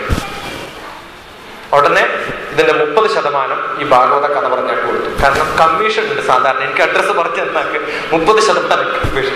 ഈ ഭാഗവത കഥ പറഞ്ഞ ആൾക്ക് ആകെ സ്റ്റണ്ടായി. ഇത്രയും കാലം സ്ഥിരമായിട്ട് ഭാഗവതം പറഞ്ഞിട്ടും എനിക്ക് ആരെ കാണാൻ സാധിച്ചില്ല? ഭഗവാൻ. പക്ഷെ ഈ കള്ളൻ ആരെ കാണാൻ സാധിച്ചു? ഭഗവാൻ. ഭഗവാന്റെ അടുത്ത് എന്ത് കിട്ടി? അയാൾക്ക് എന്ത് വേണോ അത് കിട്ടുകയും ചെയ്തു. എപ്പോഴാ കിട്ടുകയെന്നറിയോ? പൂർണ്ണ വിശ്വാസം, അന്ധമായ വിശ്വാസം. നമുക്കൊക്കെ ഉണ്ടോ? വിശ്വാസമില്ല, ഉറപ്പ വിശ്വാസമില്ല. ഇന്ന് രാവിലെ ഞാൻ മാനറ്റില് അവിടെ ടീച്ചേഴ്സിനാണ് ക്ലാസ് എടുക്കുന്നത്. അപ്പൊ ഒരു ടീച്ചർ ആകെ ടെൻഷൻ അടിക്കായിരുന്നു. ഞാൻ പറഞ്ഞു ടീച്ചർ ആകെ ടെൻഷൻ അടിക്കുക, ടീച്ചറുടെ അച്ഛൻ ഹോസ്പിറ്റലൈസ്ഡ് ആണ്, അതുകൊണ്ട് ആകെ ടെൻഷനാണ്. ഫോൺ കണ്ടിന്യൂസ് ആയിട്ട് ഫോണിലാണ്. അപ്പൊ ചോദിച്ചത് പ്രശ്നം കുറച്ച് ചോദിച്ചു. 2 കാര്യങ്ങൾ. Once you admit them into hospital you don't have to worry, the doctors have to worry about his life. Leave it to him. നിങ്ങൾക്ക് ഭഗവാനിൽ പൂർണ്ണമായ വിശ്വാസം ഉണ്ടെങ്കിൽ ഭഗവാനെ വിട്ടുകൊടുക്കാം. ഡോക്ടറിൽ പൂർണ്ണമായ വിശ്വാസം ഉണ്ടെങ്കിൽ എന്ത് ചെയ്യണം?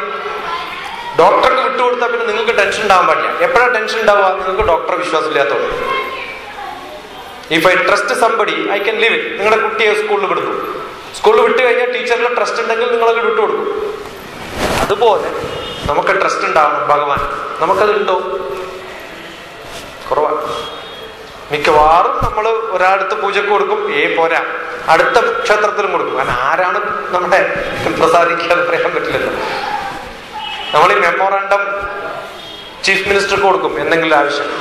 പക്ഷെ അത് നടക്കില്ലെങ്കിൽ നമുക്ക് പരിചയമുള്ള വേറെ ഏതെങ്കിലും മിനിസ്റ്റർക്കും കൂടി കൊടുക്കും. അതുപോലെ കണ്ട എല്ലാ ക്ഷേത്രങ്ങളിലും പോയിട്ട് ഓടിപ്പാടി നടക്കും. എന്നിട്ട് പറയും എല്ലായിടത്തും ഒരാൾ സഹായിക്കും. പൂർണ്ണ വിശ്വാസത്തോടു കൂടി ഒരാൾ. അതാരാവണം? ഏറ്റവും വലിയ പ്രശ്നമാണ്. ഈ ഭാരതീയ സങ്കല്പത്തില് കുറെ ഡിപ്പാർട്ട്മെന്റുകൾ, ഇത്രയും ഡെമോക്രറ്റൈസ്ഡ് ആയിട്ടുള്ള ഒരു ഭഗവാന്റെ സിസ്റ്റം വേറെ ഇവിടെ ഉണ്ടാകും. ഇത് ഏത് ഭഗവാനെ പിടിക്കേണ്ടത് നമുക്കറിയാം. എഡ്യൂക്കേഷൻ വേണമെങ്കിൽ സരസ്വതി ഉണ്ട്, കർമ്മം നന്നാവണമെങ്കിൽ വിഷ്ണു ഉണ്ട് അല്ലേ? കാശ് വേണമെങ്കിൽ ലക്ഷ്മിയുടെ അടുത്ത് പോകണം. പിന്നെ എഡ്യൂക്കേഷൻ വേണമെങ്കിൽ സരസ്വതിയുടെ അടുത്ത് പോകണം. ക്രിയേറ്റിവിറ്റി ഉണ്ടാവണമെങ്കിൽ ബ്രഹ്മാവിന്റെ അടുത്ത് പോകണം. അത് വേണ്ട, അതുകൊണ്ട് ആരും പോവാറില്ല. പക്ഷെ അത് വേണ്ട. കാരണം എന്ന് വെച്ചാൽ സരസ്വതിയെ പിടിച്ച ക്രിയേറ്റിവിറ്റി ഉണ്ടായിക്കൊള്ളുന്നതാണ്. കാരണം ബ്രഹ്മാവ് സ്ഥിരമായിട്ട് സരസ്വതിയുടെ പിന്നാലെ പോയിക്കോളും. അതുപോലെ ലക്ഷ്മിയെ പിടിച്ചാൽ കൃഷ്ണൻ പിന്നാലെ വന്നോളും. എവിടെ ലക്ഷ്മി ഉണ്ടോ അവിടെ വിഷ്ണു ഉണ്ടാവും. പിന്നെയോ എവിടെ ശിവനുണ്ടോ അവിടെ പാർവതി ഉണ്ടാവും. കാരണം എവിടെ ശക്തിയുണ്ടോ അവിടെ ശിവൻ ഉണ്ടാവുന്ന. ശക്തി എന്താണ്? ആരോഗ്യം. എവിടെ ആരോഗ്യമുണ്ടോ അവിടെ സുഖമായ ഉറക്കം കിട്ടും. ശിവൻ മെഡിറ്റേഷന്റെ മാസ്റ്ററാണ്. സമാധാനം, ഉറക്കം, ടെൻഷനില്ലായ്മ, അത് ശിവന്റെ ലക്ഷണമാണ്. അതുകൊണ്ട് ഞങ്ങളൊക്കെ മെഡിറ്റേഷൻ പഠിക്കുമ്പോൾ ശിവനിലാണ് അർപ്പിക്കുക. ശിവശക്തി ആയുക്തോ യതി ഭവതി ശക്തപ്രഭവിതും നചേ ദേവം ദേവോ നഖലു കുശലസ്പന്ദുമപി. ശിവന് പോലും സ്പന്ദനമുണ്ടാവില്ല ആരില്ലാണ്ടിരുന്നാൽ, ശക്തി ഇല്ലാണ്ടിരുന്നാൽ. ശിവന്റെ വള്ളിയാണ് ശക്തി. ആ വള്ളി മാറ്റിയാൽ ശിവൻ ആരാവും? ശവമാവും. അപ്പം എല്ലാ ഭഗവാന്മാരും കൂട്ടിച്ചേർന്നിട്ട് ഒന്നാണ്. ഈ 3 ഭഗവാന്മാരും കൂടിച്ചേർന്നിട്ടുള്ള ഭഗവതിമാരും കൂടിച്ചേർന്നിട്ടുള്ളതാണ് ഗായത്രി. ഗായത്രി ദേവി രാവിലെ സരസ്വതി, പകല് ലക്ഷ്മി, രാത്രി ഗൗരി, ശക്തി. അവരെവിടെയുള്ളതെന്നറിയോ? രാവിലെ എഴുന്നേറ്റാ ചൊല്ലേണ്ട ഒരു മന്ത്രമുണ്ട്. ഇപ്പം മാഗസീനിൽ കുറെ ശ്ലോകങ്ങൾ പറഞ്ഞപ്പോ ഏത് ശ്ലോകം എടുക്കേണ്ടത്? രാവിലെ കിടന്നാൽ എഴുന്നേറ്റിരുന്നിട്ട് ഒരു മന്ത്രം ചൊല്ലി കണ്ണൊന്ന് തുടച്ചിട്ട് കണ്ണു തുറക്കണമെന്ന്. കരാഗ്രേ വസത്തെ ലക്ഷ്മി, കരമധ്യേ സരസ്വതി, കരമൂലെ ചെറിയൊരു കുഴപ്പമുണ്ട് അവിടെ, സ്പെല്ലിംഗ് മിസ്റ്റേക്ക്. പാഠഭേദമുണ്ട്. കാരണം കരമൂലെ സ്ഥിത ഗോവിന്ദാണ്. ഗോവിന്ദന് ഈ 2 ഭാര്യമാര് 2 സ്ത്രീകളുടെ ഇടയിൽ കൊണ്ടുവരേണ്ട വല്ല കാര്യമുണ്ടോ? കരാഗ്രേ വസത്തെ ലക്ഷ്മി, കരമധ്യേ സരസ്വതി. അതിന്റെ പിന്നിൽ എന്തിനാ ഒരു ആണിനെ കൊണ്ടുവരുന്നത്? പെണ്ണിനെ തന്നെ കൊണ്ടിട്ടൂടെ? കരമൂലെ സ്ഥിത ഗൗരി, കരാഗ്രേ വസത്തെ ലക്ഷ്മി. ഇങ്ങനെ കാണിച്ച എല്ലാവർക്കും അറിയാം എന്താ സംഭവം. കാശാണ്. കരാഗ്രേ ഇങ്ങനെ കാണിച്ചുകൊണ്ട് തന്നെ ചൊല്ലണം ഞാൻ പറയാം എന്റെ പിള്ളേർ. കരാഗ്രേ വസത്തെ ലക്ഷ്മി, കരമധ്യേ സരസ്വതി, കരമൂലെ സ്ഥിത ഗൗരി, പ്രഭാതേ കരദർശനം. ലോകത്തിലെ ഏറ്റവും നല്ല മോട്ടിവേഷൻ മന്ത്രമാണ് ഇതെന്ന് പറയുന്നത്. കരാഗ്രേ വസത്തെ ലക്ഷ്മി. ആരുടെ കയ്യിലാ കാശിരിക്കണത്? എന്റെ കയ്യിൽ. ലക്ഷ്മി എവിടെ ഇരിക്കണത്? എന്റെ കയ്യിൽ. ലക്ഷ്മി എന്റെ കയ്യിൽ, കാശ് എന്റെ കയ്യിൽ, എന്റെ വിദ്യാഭ്യാസം എന്റെ കയ്യിൽ, എന്റെ ശക്തി എന്റെ കയ്യിൽ. ഇപ്പൊ നിങ്ങൾക്ക് വയ്യ. എന്താ കാരണം? സ്വയം കൃതാനർത്ഥം, സ്വന്തം ഉണ്ടാക്കിയ അനർത്ഥാണ്. എന്താ കാരണം? കണ്ടതൊക്കെ വാരി വലിച്ചു തിന്നും, പിന്നെ അസുഖം വരാണ്ടിരിക്കും. എന്നിട്ടൊരു 10-40 വയസ്സാകുമ്പോൾ ഡോക്ടർമാർ ഓടാൻ പറയും. ഇതുവരെ ഓടിയിട്ടില്ല, ഓടിക്കഴിഞ്ഞാൽ പിന്നെ എന്തായാലും വീഴും. അത് കഴിഞ്ഞാൽ പിന്നെ പറയും ഓടണ്ട, ബ്രിസ്ക് വാക്ക് മതി, വീണാലും വീട്ടിൽ വീണാ മതി. പിന്നെ അതും വേണ്ട, മിഷ്യൻ മേടിച്ചിട്ട് അതിന്റെ മുകളിൽ കയറി നിന്നാ മതി, ഓണാക്കി കഴിഞ്ഞാൽ ഓടുന്ന പോലെ ആയിക്കോളും. പിന്നെ ഭഗവാൻ ബ്രഹ്മാവന്തിനെ ഈ കയ്യും കാലൊക്കെ തന്നത് പണി ചെയ്യില്ല. ചില ആൾക്കാരെ കാണാം രാവിലെ മോർണിംഗ് വാക്കിനൊക്കെ പോകും, എന്നിട്ട് വീട്ടിലെത്തിയ ഒരു ഗ്ലാസ് വെള്ളം തരാം. കാരണം അകത്ത് പോയി എടുക്കാനുള്ള അത്രയും ശക്തി ഇല്ല, എല്ലാം ക്ഷീണിച്ച് തീർന്നു. ഈ 2 കിലോമീറ്റർ നടന്നിട്ട് വീട്ടിനകത്ത് നടന്നിട്ടുള്ള ജോലിയും ചെയ്താൽ മതി. അത് ചെയ്യില്ല. എന്തെങ്കിലും നമ്മൾ പണ്ട് ചെയ്യാത്തതിന് പാപാണ് പിന്നെ തീരാന്നാണ്.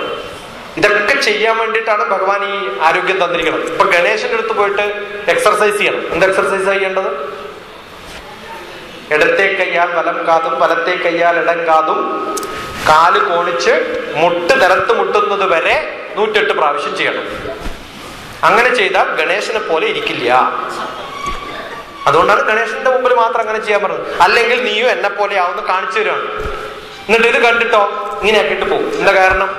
ഒറ്റ ഒരാൾക്ക് മാത്രമേ എക്സെപ്ഷൻ പറഞ്ഞിട്ടുള്ളൂ. ആരാന്നറിയോ? പ്രഗ്നന്റ് ആയിട്ടുള്ള സ്ത്രീകൾക്ക് മാത്രം. അതല്ലാത്ത എല്ലാവരും ചെയ്യണം. ഇവിടെ ഇരിക്കുന്ന എത്ര ഭക്തന്മാർക്ക് അത് ചെയ്യാൻ പറ്റുന്നു? കാണിച്ചിട്ട് ചെയ്യില്ല. പിന്നെ ഈ നമ്മുടെ റിച്വലൊക്കെ ചെയ്യാണ്ട് വെറുതെ ക്ഷേത്രത്തിൽ ഒന്ന് കാണിച്ചു കൂട്ടിട്ട് വല്ല കാര്യമുണ്ടോ? ഇല്ല. ഇങ്ങനെയൊക്കെ ചെയ്താൽ physically you become fit. Physically fit ആവണം, ആദ്യത്തെ ആവശ്യത. പിന്നെന്ത് ചെയ്യണം? ഭക്ഷണം നന്നാവണം. ഫിസിക്കലി ഫിറ്റ് ആവണമെങ്കിൽ ഭക്ഷണം നന്നാവണം. ഇതൊക്കെ കഴിയും. അവസാനം എന്ത് ചെയ്യും? നല്ല ചിക്കനും മട്ടനും കഴിയും. ഇതൊക്കെ വേറെ, ഭക്തിയൊക്കെ വേറെ. അത് കഴിഞ്ഞിട്ട് നമുക്ക് കഴിക്കാനുള്ളതൊക്കെ, അത് കഴിഞ്ഞിട്ടുള്ള ബാക്കി. ഇപ്പൊ കണ്ണൂർ ഭാഗത്ത് പ്രഭാഷണത്തിന് പോയാൽ ഞാൻ ഒരു വീട്ടിൽ പോവാറുണ്ട്. അവിടെ എനിക്ക് രാത്രി ഭക്ഷണം, അത് ചിലപ്പോൾ ഈ ശനിയാഴ്ചയൊക്കെ ആണെങ്കിൽ നല്ല സുഖമാണ്. കാരണം അവിടെ ചിക്കനാണ് കറി, ചപ്പാത്തിക്ക്. കാരണം ചിക്കനാണ് അവിടെ വഴിപാട്. ഒരു അമ്പലത്തിൽ കളരിവാതിക്കൽ എന്ന് പറഞ്ഞൊരു ക്ഷേത്രമുണ്ട്. അവിടെ ഭയങ്കര തിരക്കാണ്. കാരണം അന്ന് നിങ്ങൾക്ക് ഒരു ചിക്കൻ, അവിടുത്തെ വഴിപാട് ചിക്കനാണ്. ചിക്കൻ കറി വഴിപാടായി എങ്ങനെ ഇരിക്കും? എനിക്ക് തോന്നുന്നു ഈ ക്ഷേത്രത്തിലൊക്കെ ഭയങ്കര തിരക്കാവും ഇല്ലേ? പാക്ക് ചെയ്തിട്ട് അങ്ങനെ തരികയാണെങ്കിൽ. ഈ ഭഗവാൻ ഇതാണോ ഇഷ്ടം? ഈ ഗുരുവായൂരപ്പൻ ടെമ്പിളിന്റെ അകത്തിരിക്കുന്ന സമയത്ത് ഡൽഹിയിൽ ഗുരുവായൂരപ്പൻ ടെമ്പിൾ ഒരു മൂലയ്ക്ക് ഒരു സ്ഥലം ഉണ്ട്. ഞാൻ സ്ഥിരമായിട്ടുണ്ട് 2 കൊല്ലം രാവിലെയും വൈകുന്നേരം. ഓപ്പോസിറ്റ് ആണ് ഓഫീസ്. 9:30 ഓഫീസ് തുടങ്ങും. അപ്പൊ ഞാൻ 8:30 മുതൽ 9:00 വരെ അവിടെ ഇരിക്കും. ചെറിയ കുട്ടികളൊക്കെ വരും. ചെറിയ കുട്ടികൾ നല്ല തമാശയാണ്. അപ്പൊ അവർക്ക് ഈ കുറച്ച് മലയാളമൊക്കെ കുറച്ചിട്ടാ മലയാളം. അപ്പൊ ഞാൻ അവരോട് പറയും, അകത്ത് കൃഷ്ണൻ ഗുരുവായൂരപ്പൻ ക്ഷേത്രമാണ്, ഇപ്പൊ കൃഷ്ണ കണ്ടു കണ്ടു. കൃഷ്ണൻ അവിടെ ഇല്ല, ഞാൻ ഇപ്പൊ കണ്ടു പുറത്ത് പോണത് ചാറ്റ് കഴിക്കാൻ വേണ്ടിട്ട് റോഡ് സൈഡിൽ പോകണ്ടായിരുന്നു പറഞ്ഞു.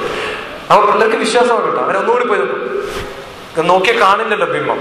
അപ്പൊ ഇങ്ങനെ നോക്കിയിട്ടൊക്കെ വന്നിട്ട് ഇല്ല കേട്ടോ ശരിയാണ് അങ്കിൾ കണ്ടു പോണത്. ഞാൻ ഇപ്പൊ എന്നോട് പറഞ്ഞിട്ടാ പോയത്, എനിക്ക് ഈ പായസമൊക്കെ കഴിച്ച് മതിയായി, അതുകൊണ്ട് ഞാൻ ഇപ്പൊ വരാൻ കൊണ്ടുപോയിട്ടുണ്ട്, പിസ്സ കഴിക്കാൻ പോയിട്ടുണ്ടാവും. ഞാൻ നമ്മൾ സ്ഥിരമായിട്ട് ഈ ഭഗവാൻ, അതും ഞായറാഴ്ച ആണെങ്കിൽ കക്ഷിക്ക് എത്രയാ കഴിക്കേണ്ടി വരാന്നറിയോ? കാരണം വഴിപാട് എത്ര കൂടുന്നു അത്രയും കക്ഷി കഴിക്കണ്ടേ.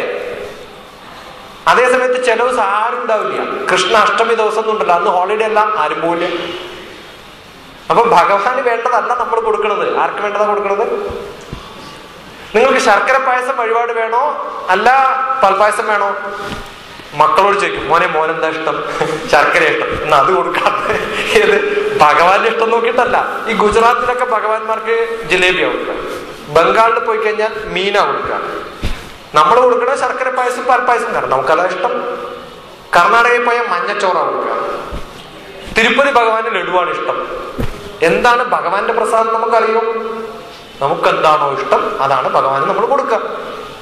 ആലോചിച്ചൊക്കെ ലൈഫും ഭഗവാനും തമ്മിലുള്ള റിലേഷൻ. ഇതെന്തിനാ പറയണമെന്ന് വെച്ച് കഴിഞ്ഞാൽ നമ്മുടെ ആരോഗ്യത്തിനും നമ്മുടെ ശരീരത്തിനും ആവശ്യമായ കാര്യങ്ങളാണ് നമ്മുടെ ആഗ്രഹങ്ങളായിട്ട് നമ്മൾ ഭഗവാനെ അറിയിക്കണം.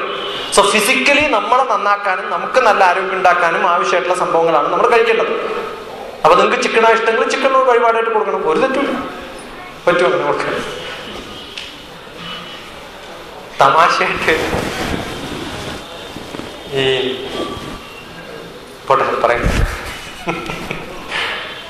ഫിസിക്കലി നന്നാണ്, പിന്നെ ബുദ്ധിപരമായിട്ട് നന്നാണ്, പിന്നെ ഇമോഷണലി നന്നാണ്, സോഷ്യലി നന്നാണ്, ഹയസ്റ്റ് ലെവലാണ് സ്പിരിച്വൽ. അങ്ങനെ 5 ഫോൾഡ് ഡെവലപ്മെന്റ് ആണ് നമ്മുടെ ആചാരങ്ങളുടെയും അനുഷ്ഠാനങ്ങളുടെയും ഒക്കെ സാധ്യത എന്ന് പറയുന്നത്. Physically, emotionally, intellectually, socially, spiritually എല്ലാ ഭഗവാന്മാരെയും അകത്ത് നോക്കി നിർത്തിയാൽ ഈ ഏതെങ്കിലും ഒരു കാര്യങ്ങൾക്കാണ് നമ്മൾ ചെയ്യുന്നത്. പക്ഷെ സ്പിരിച്വൽ ലെവലിലെത്താൻ കുറെ കൂടി വൈകും. അത് ഭക്തി സംബന്ധമായിട്ട്. ഭക്തി ഇല്ലാത്തൊരാൾക്കും സ്പിരിച്വൽ ലെവലിലെത്താനുള്ള വേറെ മാർഗം, അത് യോഗ. ആ യോഗ മാർഗത്തിൽ പോയാൽ യമ, നിയമ, ആസന, പ്രാണായാമ, പ്രത്യാഹാര, ധാരണ, ധ്യാന, സമാധി. ആ സമാധി എത്തുമ്പോൾ ഭഗവാനിലേക്ക് ലയം പ്രാപിച്ച് ശിവനിലേക്ക് എത്തുന്നതിന് തുല്യമായി എന്ന് പറയും. ശിവനാണ് ദ അൾട്ടിമേറ്റ് ഗോഡ്. പാർവതിയാണ് ആദി പരാശക്തി. എൻ്റെ ഒരു ബുക്കുണ്ട് ശക്തി എന്ന് പറഞ്ഞിട്ട്. ശക്തിയാണ് പരം ദൈവം. ആ പരമദൈവത്തെ ഭജിച്ചിട്ടാണ് ബ്രഹ്മാവ് ബ്രഹ്മാവായതും ശിവൻ ശിവനായതും വിഷ്ണു വിഷ്ണുവായതും. ആദി പരാശക്തിയാണ്. അപ്പൊ ആ ശക്തിയിലേക്ക് ലയം പ്രാപിക്കുകയാണ് മെഡിറ്റേഷന്റെ അവസാനത്തെ ലക്ഷ്യം. എപ്പോഴാണ് അവിടെ എത്തുക? അവിടെ എത്തിക്കഴിഞ്ഞാൽ നമ്മൾ ചെയ്യുന്നതിനൊന്നും നമുക്ക് ക്ഷീണം ഉണ്ടാവില്ല. അങ്ങനെ ചെയ്യാൻ പറ്റും. അങ്ങനെയാണ് ശക്തി പൂജകൾക്കുള്ള, അതിനാണ് ശക്തി എന്ന് തന്നെ പറയും. ശക്തി അത് സമാധിയിലേക്ക് എത്താനുള്ള മാർഗമാണ്. അതിനെന്ത് ചെയ്യണം? യമം, നോൺ വയലൻസ്. നോൺ വയലൻസ് എന്ന് പറഞ്ഞാൽ എന്താണ്? വയലന്റ് ആവരുതെന്നാണ്. എങ്ങനെയാവണം? സൈലന്റ് ആവണം. അങ്ങനെ ആവാൻ പറ്റുമോ? ഒരു ദിവസം മിണ്ടാതിരിക്കാൻ പറ്റുമോ? എന്നാലോചിച്ചു.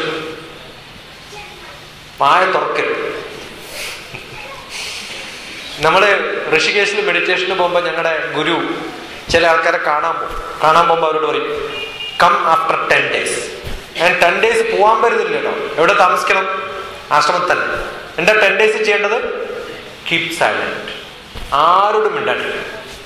അങ്ങനെ 442 ദിവസം മിണ്ടാണ്ടിരുന്ന ആൾക്കാരെ ഞാൻ കണ്ടിട്ടുണ്ടാവും സ്വാമിയെ കാണാൻ വേണ്ടിട്ട്.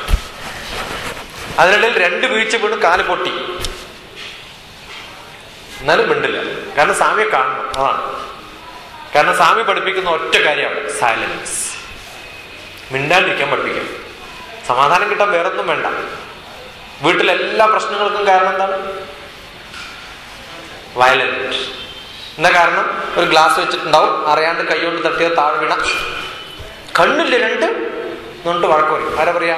ഇത് മക്കളെ പറയും. എന്തിനറിയോ? കാരണം മക്കൾക്ക് അവരുടെ മക്കളെ പറയാൻ എങ്ങനെയെങ്കിലും പഠിക്കണ്ടേ. ഇങ്ങനെ ജന്മജന്മാന്തരങ്ങളായിട്ട് നമ്മൾ പഠിച്ചു വെച്ചിരിക്കണതായി വഴക്ക് പറയാൻ. കേട്ടവർക്കേ പറയാൻ പറ്റൂ, കേട്ടതേ നമുക്ക് പറയാൻ പറ്റും. ഇനി ഇതേ അമ്മയുടെ കൈ തട്ടിയിട്ടാണ് താഴെ വീണാലോ? 2 കണ്ണില്ലെന്നല്ല ചോദിക്കും. ഇതാരെവിടെ കൊണ്ടച്ചത്? എന്താ ബുദ്ധി എന്നറിയോ? എത്ര പെട്ടെന്ന് സ്റ്റൈല് മാറ്റ. ഇത്ര ബുദ്ധിയുള്ള ലോകത്ത് ഒരു ജീവി ഉണ്ടാവില്ല. വളരെ പെട്ടെന്ന് നമുക്ക് നമ്മളെ ജസ്റ്റിഫൈ ചെയ്യാൻ പറ്റും. നമ്മളെ ജസ്റ്റിഫൈ ചെയ്തിട്ട് സംസാരിച്ചുകൊണ്ടിരിക്കും നമ്മൾ. ഇതില്ലാത്തൊരവസ്ഥ. അത് ആദ്യത്തെ സ്റ്റെപ്പിൽ നോൺ വയലൻസിന് ഏറ്റവും ഫേമസ് ആയിട്ടുള്ള ആളാണ് മഹാത്മാഗാന്ധി. ഒറ്റൊരു കാര്യം, യമ നിയമ ആസന പ്രാണായാമ പ്രത്യാഹാര ധാരണ ധ്യാന സമാധി 8 സ്റ്റെപ്പുകളുണ്ട്. അതിൽ ഒന്നാമത്തെ സ്റ്റെപ്പിൽ എത്തിയിട്ടുള്ള ആളാണ് ലോകത്തിലെ ഏറ്റവും വലിയ ഫേമസ് ആയിട്ടുള്ള നോൺ വയലൻസ് കൊണ്ട് മാത്രം ഫേമസ് ആയിട്ടുള്ള ഒരാളാണ്. പക്ഷെ അത് ശരിക്കും പ്രാക്ടീസ് ചെയ്തിട്ടുണ്ട് അതാണ്. പക്ഷെ ഇപ്പൊ ആരോടെങ്കിലും യോഗ എന്താന്ന് ചോദിച്ചാൽ എന്താ പറയാ? അവർക്ക് ആകെ അറിയാം ആസനാണ്, സർക്കസ് കളിക്കാൻ. അത് ഏത് കുരങ്ങന്മാരും ചെയ്യും. ഈ ആസനം ചെയ്യുന്നതല്ല യോഗാസനം, അത് യോഗ ആസനം, ഫിസിക്കൽ എക്സർസൈസ് ആണ്. യമ നിയമം, നിയമം എന്ന് പറഞ്ഞാൽ സെൽഫ് ഡിസിപ്ലിൻ ആണ്. സെൽഫ് ഡിസിപ്ലിൻഡ് ആണ് എല്ലാ കാര്യത്തിലും. നമുക്കൊരു ഡിസിപ്ലിൻ, ഭക്ഷണം കഴിക്കുന്നതിനും ജീവിക്കുന്ന ഓരോ കാര്യങ്ങൾക്കും ഡിസിപ്ലിൻഡ് ആണ്. യമ നിയമ ആസന, കുറച്ചൊക്കെ ഫിസിക്കൽ എക്സർസൈസ് ആവശ്യം. പ്രാണായാമ, പ്രാണം എന്ത് ചെയ്യണം? യാമം കൂട്ടാൻ പറ്റണം, ദൈർഘ്യം ഉണ്ടാക്കാൻ പറ്റണം. ലെസ് ബ്രീത്തിങ്, ബ്രീത്ത്ലെസ് അല്ല, ലെസ് ബ്രീത്തിങ് മതി. എത്ര കൂട്ടണം? പ്രാണായാമേന യുക്തേന സർവരോഗ സമാരഹ അയുക്താഭ്യാസ യോഗേന സർവരോഗ സമുദ്ഭവ. നന്നായിട്ട് പ്രാണായാമം ചെയ്താൽ ഒരു അസുഖവും വരില്ല എന്നാണ്. പക്ഷെ തെറ്റായിട്ട് ചെയ്താൽ എല്ലാ അസുഖവും വരും ചെയ്യും. ഇപ്പൊ ചില ആൾക്കാരൊക്കെ പഠിപ്പിക്കുന്നുണ്ട് ടി വിയിൽ. എല്ലാവരും ഇങ്ങനെ 1,00,000 ആൾക്കാരെയൊക്കെ നിർത്തിയിരുത്തും. മുമ്പിലിരിക്കുന്നവർക്കൊക്കെ ഒരു ടിക്കറ്റ് കുറച്ചധികമാണ്, ബാക്കിലിരിക്കുന്നവർക്ക് ടിക്കറ്റ് കുറവാണ്. എന്നിട്ട് അവരോടൊക്കെ പറയും ഞാൻ ചെയ്യണ പോലെ ചെയ്തോളാൻ പറയും. എന്നിട്ട് വയറൊക്കെ ഇങ്ങനെ ഉള്ളിലേക്ക് എടുക്കും. എന്നിട്ട് അത് പിടിച്ചു നിർത്തിക്കോളാൻ പറയും. എവിടെ പിടിച്ചു നിർത്താൻ പറയുന്നു? ഗ്യാസ് കുക്കറിൽ പ്രഷർ എടുക്കുന്ന പോലെ കൊണ്ട് അങ്ങോട്ട് പോകും പുറത്ത്. നമ്മൾ ചെയ്യണ പോലെ നിങ്ങൾക്ക് ചെയ്യാൻ പറ്റില്ല. ചില സ്വാമിമാരുണ്ട് ഒരു മൂക്കിലെ ശ്വസിക്കാവൂ ഇതൊക്കെ പഠിക്കാം എന്ന് വിളിച്ചോളാം. പിന്നെ ഈ 2 മൂക്കും ഭഗവാൻ എന്തിനാ തന്നതാവോ? ഇനി ഒരു മൂക്കിൽ മാത്രം ശ്വസിക്കാൻ പഠിപ്പിച്ച 1,500 രൂപ, 2 മൂക്കിൽ പഠിപ്പിച്ചാൽ 3000 രൂപ. ഇങ്ങനെയൊക്കെയാണ് പഠിപ്പിക്കുക ശ്വാസം. എന്നിട്ട് അത് പഠിച്ചില്ലേ? നീ ഇതുവരെ പഠിച്ചില്ലേ? ഇല്ല. എന്താ ബെസ്റ്റ് സ്വാമി എന്നറിയോ? ഇങ്ങനെ പഠിപ്പിച്ചതിന് ശേഷം എനിക്ക് ഒരു അസുഖവും ഇല്ല. എന്നിട്ട് 2 ആളും കൂടി പോകും. കാരണം 2 ആൾ പോയാൽ അവിടെ കമ്മീഷൻ കൊടുത്ത് കൂടുതൽ കിട്ടും. വലിയ ബിസിനസ് ആയിരിക്കും. Spirituality in business, capsule business എന്നാണ് എന്റെ ഗുരു പറയാറുണ്ട്. ശ്വാസം പിടിച്ചു നിർത്തിക്കോളൂ എന്ന് പറഞ്ഞാൽ ഒരു ചോദ്യം ചോദിക്കുക, ഇത് നിങ്ങളുടേതാണോ? നിങ്ങളുടേതല്ലാത്ത ഒന്നും വെക്കാൻ പാടില്ല എന്നാണ് നമ്മുടെ ശാസ്ത്രം. ഏറെ നമ്മുടേതല്ല. എന്ത് ചെയ്യണം? തന്ന പോലെ അങ്ങോട്ട് വിട്ടുകൊടുക്കണം അറിയാം. അത് പിടിച്ചു വെക്കരുത്. പിടിച്ചു വെച്ച അസുഖമായി. എന്നിട്ട് എന്താ സ്വാമിമാർ പറയാം? പിടിച്ചു നിർത്തിക്കോളാൻ പറയും. The time you take it inside that becomes carbon dioxide. എന്താ അവരോട് ചോദിക്കുക എന്താ ശ്വസിക്കുന്നത്? ഒരു സ്വാമി ഇത് പഠിപ്പിക്കുന്ന സ്വാമിയുടെ അടുത്ത് ചോദിച്ചു എന്ന് വലിക്കും എന്താ സ്വാമി ഉള്ളിൽ പോണേ ചോദിച്ചു. പൂർണ്ണ ഓക്സിജനാണ്. ഓക്സിജൻ ആണ് ഉള്ളിൽ പോണത്. അപ്പൊ ഇത് ഫിൽട്ടർ ആണ്. ഈ എയറിന്ന് ഓക്സിജൻ മാത്രമുള്ള കൊണ്ടുപോകാൻ. ഓ അത് ശരിയാണല്ലോ.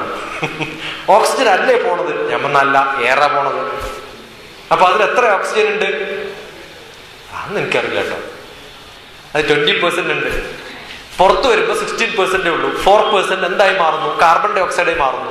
എയർ എന്ന് 0.40% carbon dioxide will become 4.04 and go it out. That is why we are saying oxygen is taken inside, carbon dioxide is outside. Air is what is going.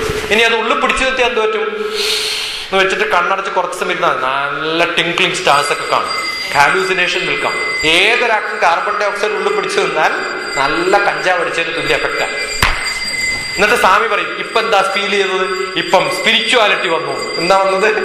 കാരണം ഈ violet കളറും ടിങ്ക്ലിംഗ് സ്റ്റാറൊക്കെ കണ്ട എന്ത് കണ്ടു എന്ന് പറയും നമ്മള്? അയാൾ സ്പിരിച്വലായി. പിന്നെ നൃത്തം ചെയ്യാനൊക്കെ തുടങ്ങും. അങ്ങനെ നൃത്തം ചെയ്യിപ്പിക്കാൻ നല്ല കണ്ടുപിടിപ്പിച്ചാണ്. അതല്ല spirituality. Breathing exercise is to make you happy, peaceful. എത്രയേ ചെയ്യാവൂ? നമുക്ക് എന്ത് പറ്റുമോ അത്രയേ ചെയ്യാവൂ. ഒരു എക്സർസൈസും ആവശ്യത്തിലധികം ചെയ്യരുത്. അധികം ചെയ്താൽ എക്സർസൈസ് എന്ന് പറഞ്ഞാൽ വ്യായാമം എന്നാണ്. ഓവർ എക്സർസൈസിന് അതിവ്യായാമം എന്ന് പറയുന്നത്. അതിവ്യായാമം അതക്കാസോ ജ്വര ശബ്ദിശ്ചായതേ ഹൃദയാദ്യുപരോധശ്ച. അതിവ്യായാമം ചെയ്താൽ ഹൃദയ അറ്റാക്ക് ഉണ്ടായിട്ട് നിങ്ങൾ കാഞ്ഞു പോകുന്നതാണ്. എക്സ്ട്രാ ചെയ്യരുത്, ആവശ്യത്തിലേ ചെയ്യാം. എത്ര എക്സ്ട്രാ എനിക്കെന്ത് പറ്റുമോ അതേ ചെയ്യാവൂ. അതുകൊണ്ടാണ് പണ്ടൊക്കെ യോഗ പഠിക്കുമ്പോൾ മാസ്റ്റർ അടുത്ത് നിന്ന് നോക്കും, പറ്റും ഇത്രയൊക്കെ ചെയ്യാവൂ. സോ ആ ലെവലിൽ ചെയ്യുന്നതിനാണ് പ്രാണായാമം. യമ, നിയമ, ആസന, പ്രാണായാമ, പ്രത്യാഹാര, ധാരണ, ധ്യാന, സമാധി. അവസാനത്തെ ലെവലിൽ എത്തുമ്പോഴാണ് നമ്മൾ സമാധിയിലേക്ക് എത്തുക. അങ്ങനെ എത്തിയാലും ഭഗവാന്റെ സ്പിരിച്വാലിറ്റി ആയിരുന്നു. ഇപ്പൊ ഡിഫറെന്റ് സ്റ്റെപ്സ് ഉണ്ട്, കുറേ സ്റ്റെപ്സ് ഉണ്ട് ഭഗവാന്റെ എത്താൻ. പ്രേമം കൊണ്ട് മാത്രം ഭഗവാന്റെ എത്തിയിട്ടുള്ളതാണ് രാധ. വെറും ശാന്തം കൊണ്ട് ഭഗവാനിലെത്തിയിട്ടുള്ളതാണ് ആര്? ഭീഷ്മർ. അങ്ങനെ കുറേ വ്യത്യസ്തമായ വഴികളിലൂടെ ഭഗവാനിലേക്ക് എത്താനുള്ള മാർഗമുണ്ട്. അതിലൊരു മാർഗമാണ് ഭക്തി. അങ്ങനെ ഭഗവാൻ ലയിക്കുമ്പോൾ നമ്മൾ ഭഗവാനായി മാറും. അപ്പൊ നമുക്ക് എന്തുണ്ടാവില്ല?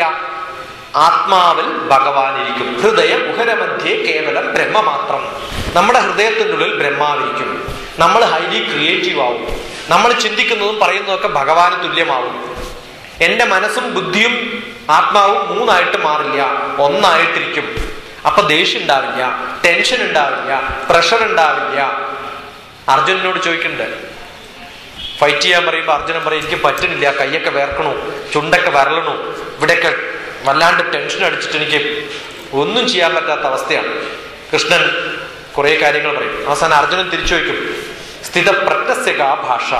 എങ്ങനെയാണ് സ്ഥിതപ്രജ്ഞൻ സംസാരിക്കുക? ദുഃഖേഷു അനുദിഗ്നമന സുഖേഷു വിഗതസ്പൃഹ വീതരാഗ ഭയക്രോധ സ്ഥിതതീർ മുനിരുച്യതേ. ദുഃഖവും സുഖവും ഇല്ല, ഭാവങ്ങൾക്ക് വ്യത്യാസമില്ല, ഒരു സ്ഥിതപ്രജ്ഞാവസ്ഥ.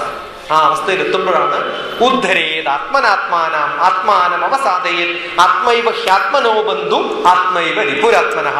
ആത്മാവും മനസ്സും ബുദ്ധിയും തമ്മിൽ ഒരു വ്യത്യാസമില്ലാണ്ട് ഒരവസ്ഥയിലേക്ക് നിങ്ങൾക്ക് എത്താൻ പറ്റും. ആ അവസ്ഥയാണ് ആത്മീയത, സ്പിരിച്വാലിറ്റി. അവിടെ നിങ്ങൾക്ക് പ്രശ്നങ്ങളൊന്നും ഉണ്ടാവില്ല. അത് ലൈഫുള്ളവർക്ക്, കുടുംബമുള്ളവർക്ക് സാധിക്കുമോ എന്നാണ് ചോദ്യം. അതാണ് ലൈഫ്. ഈ സ്വാമിമാരെ പോലെ എല്ലാവരും സ്വാമിമാരെ എങ്ങനെ ജീവിക്കുക? അവർ ജീവിക്കുന്നത് ഗൃഹസ്ഥന്മാരുടെ ധനം കൊണ്ടാണ്. ക്ഷേത്രങ്ങൾ സ്വാമിമാർക്ക് ഉണ്ടാക്കാൻ പറ്റും, ഒന്നുമില്ലാത്തവർക്ക് എന്തെങ്കിലും ഉണ്ടാക്കി കൊടുക്കാൻ പറ്റും. ദാനം ചെയ്യണമെങ്കിൽ ആദ്യം എന്തുണ്ടാക്കണം? ധനം ഉണ്ടാക്കണം. ധനം ഉണ്ടാക്കിയാൽ ദാനം കൊടുക്കാൻ പറ്റും. അപ്പൊ ആദ്യം ഉണ്ടാക്കുക എന്നുള്ളതാണ്. വേണ്ടാത്തത് ഉണ്ടാവണമെങ്കിൽ, വേണ്ടാന്ന് വെക്കണമെങ്കിൽ ആദ്യം എന്ത് വേണം? ഉണ്ടാവണം. നല്ലോണം പട്ടിണി കിടന്ന ഒരാളെ നമ്മൾ ഉപാസനയാന്ന് ചെയ്യണമെന്ന് പറയാൻ പറ്റും? ഒരിക്കലും എടുക്കാന്ന് പറയാൻ പറ്റും? ഒരു ദിവസം മാത്രം, ഒരു നേരം മാത്രം ഭക്ഷണം കഴിക്കുന്ന കുറേ പേരുണ്ട്. എന്തുകൊണ്ട്? ഭക്ഷണം കഴിക്കാൻ കാശില്ലാത്തതുകൊണ്ട്. അവരൊക്കെ ഉപവസിക്കാന്ന് നമ്മൾ പറയും? ഇല്ല. ആരാ ഉപവസിക്കുക? ഭക്ഷണം ഉണ്ടായിട്ട് വേണ്ടാത്തവൻ. വിഷ്ണു നാരായണൻ നമ്പൂരി സാറ് പറയാറുണ്ട്, ലോകത്തിൽ 2 തരത്തിലുള്ള ആൾക്കാരുണ്ടെന്നാണ് മാർക്സിസം പഠിപ്പിക്കുന്നത്, ഉള്ളവരും ഇല്ലാത്തവരും. ഭാരതീയ ദർശനശാസ്ത്രം ഒരു കാര്യം കൂടി പഠിപ്പിക്കുന്നു, ഉണ്ടായിട്ട് വേണ്ടാത്തവര്.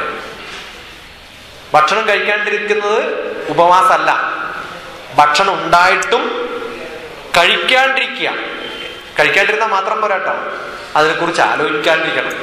4 ആളോട് പറഞ്ഞിരിക്കും, ഇന്ന് ഉപവാസം കേട്ടോ, ഞാനൊന്നും കഴിച്ചില്ല കേട്ടോ. അങ്ങനെ 4 പ്രാവശ്യം പറഞ്ഞാൽ ഉപവസിച്ചതിന്റെ ഗുണം പോയി. നമ്മൾ പോപ്പുലാരിറ്റിയാണ് അധികം ആവശ്യം. എനിക്ക് തിങ്കളാഴ്ച ഉപവാസം എന്നെല്ലാവരോടും പറഞ്ഞു നടക്കേണ്ട കാര്യമൊന്നുമില്ല. ആരോടാ പറയേണ്ടത്? ഭഗവാനോട് പറയണോ? ഭഗവാനോട്.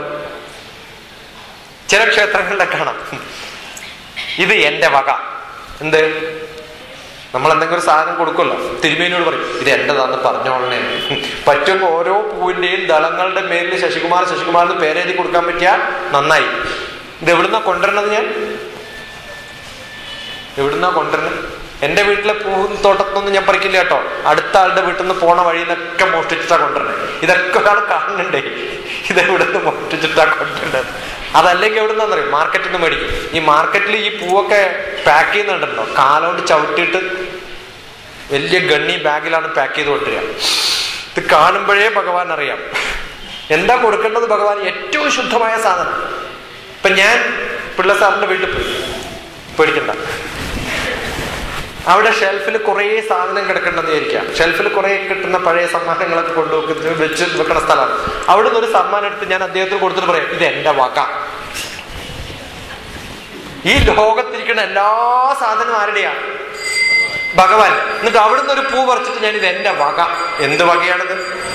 എന്നിട്ട് എന്താ സമർപ്പിക്കുമ്പോ എന്നറിയോ? എന്താ സമർപ്പിക്കുമ്പോ പറയണത് കേട്ടിട്ടുണ്ടോ? ബ്രഹ്മാണ്ടാനാം മധ്യേ, ഈ ബ്രഹ്മാണ്ടത്തിന്റെ മധ്യത്തില് എല്ലാം പറഞ്ഞ് അവസാനം ബ്രഹ്മാണ്ടത്തെ കുറിച്ച് പറയും. ദണ്ഡകാരുണ്യേ മേരോഹ ദക്ഷിണേ പാർശ്വേ. പിന്നെ ബിലായിയാണ് ഹൈദരാബാദ് ഭോപ്പാൽ ദേശേ അഡ്രസ്സ് പറയാൻ പറയും. തിരുമേനി പറയില്ല, നിങ്ങളുടെ അഡ്രസ്സ് പറയാൻ പറയും. അഡ്രസ്സൊക്കെ പറഞ്ഞിട്ട് ഇന്ന് വീട്ടിൽ താമസിക്കുന്ന ഇന്നാള്. പിന്നെ എന്താ പറയും, സപ്തമത മന്വന്തരെ, കുറെ മന്വന്തരങ്ങളിൽ കലികാലത്തില് പ്രഥമപാദത്തില് എന്ത് നാമം പേര് ചോദിക്കാൻ പറയും. ഇന്ന നാമം ശശികുമാർ നാമസ്യ പൂരം നക്ഷത്രം ഏത് ഗോത്രം പരശുരാമ ഗോത്ര സമർപ്പയാമി തരുന്നു. അഡ്രസ്സും ടെലിഫോൺ നമ്പറൊക്കെ കൊടുത്താലല്ലേ, ഇപ്പൊ സെൽ നമ്പറും കൂടി പറഞ്ഞു കൊടുക്കേണ്ടി വരും. അതൊക്കെ കൊടുത്ത് ഭഗവാൻ കറക്റ്റായിട്ട് അങ്ങോട്ട് എത്തിക്കണ്ടേ, നമ്മുടെ പാർസലായിട്ട് നമ്മുടെ ഫലം എത്തിക്കണ്ടേന്നാണ്. അതിനു വേണ്ടിയിട്ടാണ് നമ്മൾ കൊടുക്കുന്നത്. എന്നിട്ട് എന്താ അറിയാം, വൈരാഗ്യ നീ ചോദിച്ചു നോക്കാം തിരുമേനി എന്താ പ്രാർത്ഥിക്കണത്, എന്താ പറയുന്നത്, വൈരാഗ്യ സിദ്ധ്യർത്ഥം സമർപ്പയാമി. ഇനി നാളെ മുതൽ ഒരാളും ഇവിടെ വന്നൊന്നും സമർപ്പിക്കില്ല. എന്താ പറയുക, കാരണം വൈരാഗ്യ സിദ്ധ്യർത്ഥം സമർപ്പയാമി, ഒന്നും വേണ്ടാച്ചിട്ടാണ് തരുന്നത്. ആദ്യമൊക്കെ അങ്ങനെ പറയും കേട്ടോ, അവസാനം പറയും എന്ത്, കുട്ടിയുടെ കല്യാണത്തിന് വേണ്ടിയാണ്. ആദ്യം ഭഗവാൻ ഇങ്ങോട്ട് വിളിച്ചു കൊണ്ടുവരും. എന്ത് പറഞ്ഞിട്ട്, വൈരാഗ്യ സിദ്ധി, ഇയാൾക്കൊന്നും വേണ്ടാട്ടോ. പ്രത്യക്ഷപ്പെട്ടു കഴിഞ്ഞാൽ ഉടനെ എല്ലാ ലിസ്റ്റും കൊടുക്കും. ഈ പൂജകളൊക്കെ ചെയ്യുന്നത് വൈരാഗ്യം കിട്ടാൻ വേണ്ടിയിട്ടാണ്. ഈ വൈരാഗ്യം കിട്ടുന്നതാണ് സ്പിരിച്വാലിറ്റി. അൾട്ടിമേറ്റ് എയിം അതാണ്, നമ്മുടെ ഒക്കെ അൾട്ടിമേറ്റ് എയിം അതാണ്. എന്ത് വേണം, എനിക്കൊന്നും വേണ്ട. അങ്ങനെ പറയാൻ പറ്റും. 2000 മാതാമൃതാനന്ദമയുടെ ബർത്ത്ഡേ എറണാകുളത്തുണ്ടായിരുന്നപ്പോൾ എനിക്കൊരു ടോക്ക് ഉണ്ടായിരുന്നു. 12 വർഷം മുമ്പ് ഞാൻ പ്രഭാഷണം തുടങ്ങിയ കാലം. അന്ന് വലിയ കാര്യമാണ്. പ്രഭാഷണം തുടങ്ങിയ കാലത്ത് 25,000 ആൾക്കാരെ മുമ്പിൽ കിട്ടാന്നൊക്കെ പറഞ്ഞാൽ ഭയങ്കര സന്തോഷമുള്ള കാര്യം. അതും ഹൈദരാബാദിൽ നിന്ന് എയർഫെയർ തന്നിട്ട് ഒറ്റൊരു പ്രഭാഷണത്തിന് മാത്രം നാട്ടിൽ പോയിട്ട് തിരിച്ചു പോവാം. ഞാൻ എൻ്റെ വീട്ടിലും കൂടി പോയിട്ടില്ല. നേരെ അവിടെ ഒരു ഹോട്ടലിൽ താമസിച്ചു, പ്രഭാഷണം കഴിഞ്ഞ് തിരിച്ചു പോയി. അത് കഴിഞ്ഞ് അമ്മയെ കണ്ടിട്ടൊന്നുമില്ല കേട്ടോ. അതിന് മുമ്പ് ഞാൻ കണ്ടിട്ട് അതിന് ശേഷം കണ്ടില്ല. 2 കൊല്ലം കഴിഞ്ഞിട്ട് ഹൈദരാബാദിൽ വന്ന സമയത്ത് എൻ്റെ വൈഫ് കാണാൻ വേണ്ടി ക്യൂലൊക്കെ ഉണ്ടായിരുന്നു. അപ്പോൾ ഉടനെ ഞാൻ വൈഫിനെ പിക്കപ്പ് ചെയ്യാൻ പോയത്. അപ്പോൾ അവിടെ അടുത്ത് സ്വാമി കണ്ടിട്ട് പറഞ്ഞു, അമ്മയെ കണ്ടു, ദർശനം ഒന്നും കണ്ടില്ല. എന്നാ പറഞ്ഞു പിടിച്ചുകൊണ്ട് നേരെ അവിടെ ഇരുത്തി. അമ്മയോട് പറഞ്ഞു പരിചയപ്പെടുത്തിയത് പണ്ട് പ്രഭാഷണം എന്നാണ്, പിടിച്ചോളാം. അവിടെ പിടിച്ചിരുത്തി കുറേ സമയം. അവസാനം കുറച്ചേ മേലെ ചോദിച്ചു, മോൻ എന്താ വേണ്ടേ? ഞാൻ എനിക്കൊന്ന് പോകണം തോന്നി. കുറെ സമയമായിരിക്കുന്നു. എന്നുവെച്ചാൽ നമുക്കൊന്നും വേണ്ടാത്തൊരവസ്ഥ വേണം. നമുക്ക് എന്തെങ്കിലും വേണമെന്ന് തോന്നുമ്പോഴാണ് നമ്മൾ എന്താവുന്നത്, ഒന്നും അല്ലാണ്ടാവും. ഒന്നും വേണ്ടാത്തൊരവസ്ഥ. അങ്ങനെയൊന്നും ആലോചിക്കണ്ടേ. ഈ വേണം വേണം വേണം തോന്നുമ്പോഴാണ് നമ്മൾ ചുരുങ്ങി പോകുന്നത്. ഒന്നും വേണ്ടാന്ന് തോന്നുമ്പോൾ യു ബിക്കം സ്പിരിച്വൽ. അങ്ങനെ ആവാൻ പറ്റണം. അങ്ങനെ ആവാൻ പറ്റുന്നത് എപ്പോഴാണെന്ന് വെച്ച് കഴിഞ്ഞാൽ, എന്റെ കാര്യങ്ങളൊക്കെ ആരേറ്റെടുത്തോളും? ഭഗവാൻ ഏറ്റെടുത്തോളും. ഇപ്പൊ ഞാൻ ഭയങ്കര റിച്ച് ആവണമെന്നില്ല എനിക്ക് എല്ലാ കാര്യങ്ങളും കിട്ടാൻ. കുറെ പണമുള്ള ഒരാളെ എനിക്ക് പരിചയമുണ്ടായിരുന്നു. അയാൾ എനിക്ക് വേണ്ട കാര്യങ്ങളൊക്കെ ചെയ്യുമ്പോൾ ഞാൻ കാശ് എന്തിനാ കൊടുക്കണം? ഈ കാശ് കയ്യിലുണ്ടാകുമ്പോൾ ഉണ്ടാകുന്ന ഉണ്ടാക്കാനും ദുഃഖാണ്. ആർജിതേ ദുഃഖം വ്യയേ ദുഃഖം ധനം സർവത്ര ദുഃഖതെന്നാണ്. ഉണ്ടാക്കാനും കഷ്ടപ്പാടാണ്, ചെലവഴിച്ച അതിനേക്കാളും കഷ്ടപ്പാടാണ്. ആലോചിച്ച് നോക്കാം. എത്രയാ ടൊമാറ്റോന് വില ഇവിടെ? തക്കാളിക്ക് എന്താ വില?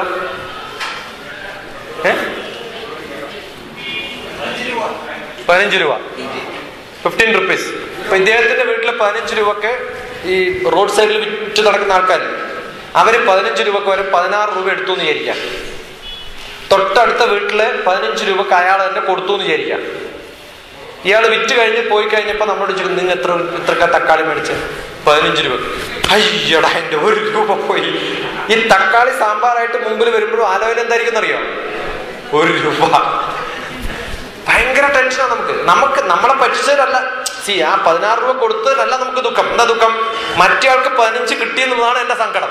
എല്ലാരും 17 രൂപക്ക് മേടിച്ച് എനിക്ക് 16 രൂപയാണെങ്കിലോ സന്തോഷമായി. ആർജിതേ ദുഃഖം വ്യയേ ദുഃഖം ധനം സർവത്ര ദുഃഖതം. എനിക്ക് നല്ലോണം പഠിച്ചാൽ സന്തോഷം ഉണ്ടാവും. PhD ആണ് ഡോക്ടറേറ്റ്. PhD എന്ന് പറഞ്ഞാൽ എന്താ അറിയും? Perspiration, humiliation, degradation, most useless, permanent head damage എന്നാണ് അർത്ഥം. PhD, permanent head damage. ഒന്നിനും കൊള്ളാണ്ടാവുന്ന അവസാനം. പഠിച്ചു കഴിയുമ്പോൾ ഇതൊന്നും പഠിച്ചിട്ട് കാര്യമില്ലാന്ന് മനസ്സിലാവും. അത് മനസ്സിലാവുമ്പോൾ PhD പോകും. പഠിച്ചിട്ടൊന്നും ആരും നന്നായിട്ടില്ല. ഇതൊന്നും ഇല്ലാത്ത ആൾക്ക് നല്ല വിവരം ഉണ്ടാവും. സർട്ടിഫിക്കറ്റുകൾക്കൊന്നും ഒരു ഗുണമുണ്ടാകും. വിദ്യാഭ്യാസം കൊണ്ട് ജീവിതം ആരും നന്നായിട്ടില്ല. പണം കൊണ്ട് നന്നായിട്ടില്ല. പിന്നെ എന്തുകൊണ്ട് നന്നായിട്ടുള്ളത്? എന്തുകൊണ്ടാന്നല്ല, എന്താ ഉണ്ടാവേണ്ടത് നമുക്ക്? Power position. ഞാൻ പറഞ്ഞല്ലോ നേരത്തെ, പ്രഭാഷണമൊക്കെ നടത്തിയിട്ട് നാളെ പത്രത്തിലൊക്കെ വരുമ്പോൾ നമുക്ക് സന്തോഷം ഉണ്ടാവും. സത്യമാണ്. ഇപ്പൊ ഇന്ന് പത്രത്തില് പടം കണ്ടു, ഞാൻ ഉടനെ എന്റെ പടം എടുത്തു വെച്ചു. കാരണം എന്റെ മക്കളെ കാണിക്കണം, എന്റെ പടം വന്നു ഇല്ലേ, അത് നമുക്ക് ഗമയല്ല. എന്ന് വെച്ചിട്ട് എന്റെ മക്കൾക്ക് കാണിച്ചു കൊടുക്കാം, എന്റെ വൈഫിന് കാണിച്ചു കൊടുക്കാം, എന്റെ സിസ്റ്റേഴ്സിന് കാണിച്ചു കൊടുക്കാം. റോഡ് സൈഡിൽ പോകുന്ന എനിക്ക് പരിചയമില്ലാത്ത ഒരാളെ വിളിച്ചിട്ട് ഞാൻ കാണിച്ചു കൊടുക്കാന്ന് വിചാരിക്കും, എന്റെ പടം വന്നു. അയാൾ എന്ത് ചെയ്യും? ക്രേസി ഫെല്ലോ അല്ലേ? അപ്പൊ എനിക്ക് പരിചയമുള്ളവർക്കാണ് ഞാൻ കാണിച്ചു കൊടുക്കേണ്ടത്. എനിക്ക് പരിചയമുള്ളവർക്ക് ഓൾറെഡി ഞാൻ ആരാന്ന് അറിയാമല്ലോ, പിന്നെ ഞാൻ എന്തിനും കാണിച്ചു കൊടുക്കുന്നത്? എല്ലാ കാര്യമില്ല. ഈ കൊച്ചിയിൽ പ്രഭാഷണം നടന്നിട്ട് ഞാൻ തിരുവനന്തപുരത്തേക്ക് ട്രെയിനിൽ പോയത് ഒരു പ്രാവശ്യം. അപ്പൊ പടം നന്നായിട്ട് പത്രത്തിലൊക്കെ വന്നു. അപ്പൊ നമ്മളിത് കട്ട് ചെയ്തിട്ട് ഫയലിലൊക്കെ സൂക്ഷിച്ചു വെക്കുമല്ലോ. രാവിലെ ട്രെയിനിലിരിക്കുമ്പോൾ എന്റെ നേരെ ഓപ്പോസിറ്റിലുള്ള ഒരാൾ സീറ്റ് നന്നായിട്ട് ക്ലീൻ ചെയ്യും. ഏത് പടം കൊണ്ട്? പേപ്പർ കൊണ്ടാണെന്ന് പറയും. എന്റെ പടം നമ്മൾ വിചാരിക്കും നമ്മുടെ പടം വന്നാൽ ഗ്രേറ്റ് ആയിരുന്നു. ഇതൊന്നും കാര്യമില്ല. ഫേമസ് ആയതുകൊണ്ട് കാര്യമില്ല, ധനം ഉണ്ടാക്കിയതുകൊണ്ട് കാര്യമില്ല, പിന്നെ വിദ്യാഭ്യാസം കൊണ്ട് കാര്യമില്ല. എന്തുകൊണ്ടേ കാര്യമുള്ളൂ? 4 തരത്തിൽ ജനങ്ങളുണ്ടെന്നാണ് ഭഗവാൻ കൃഷ്ണൻ പറയുന്നത്.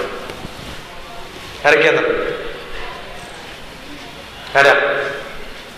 ഒന്ന് ക്ഷത്രിയൻ, പിന്നെ ബ്രാഹ്മണൻ, പിന്നെ വൈശ്യൻ. ഉത്തർപ്രദേശ് അതാണ് ബ്രാഹ്മണൻ. പിന്നെ ക്ഷത്രിയന്മാർ ഛത്തീസ്ഗഡ് അവിടേക്കുള്ളവരൊക്കെ. പിന്നെ മധ്യപ്രദേശ്, വയറ്റപ്പഴപ്പിന് വേണ്ടി മാത്രം ജീവിക്കുന്നവരാണ് മധ്യപ്രദേശുകാരെന്ന്. മധ്യപ്രദേശാണ്.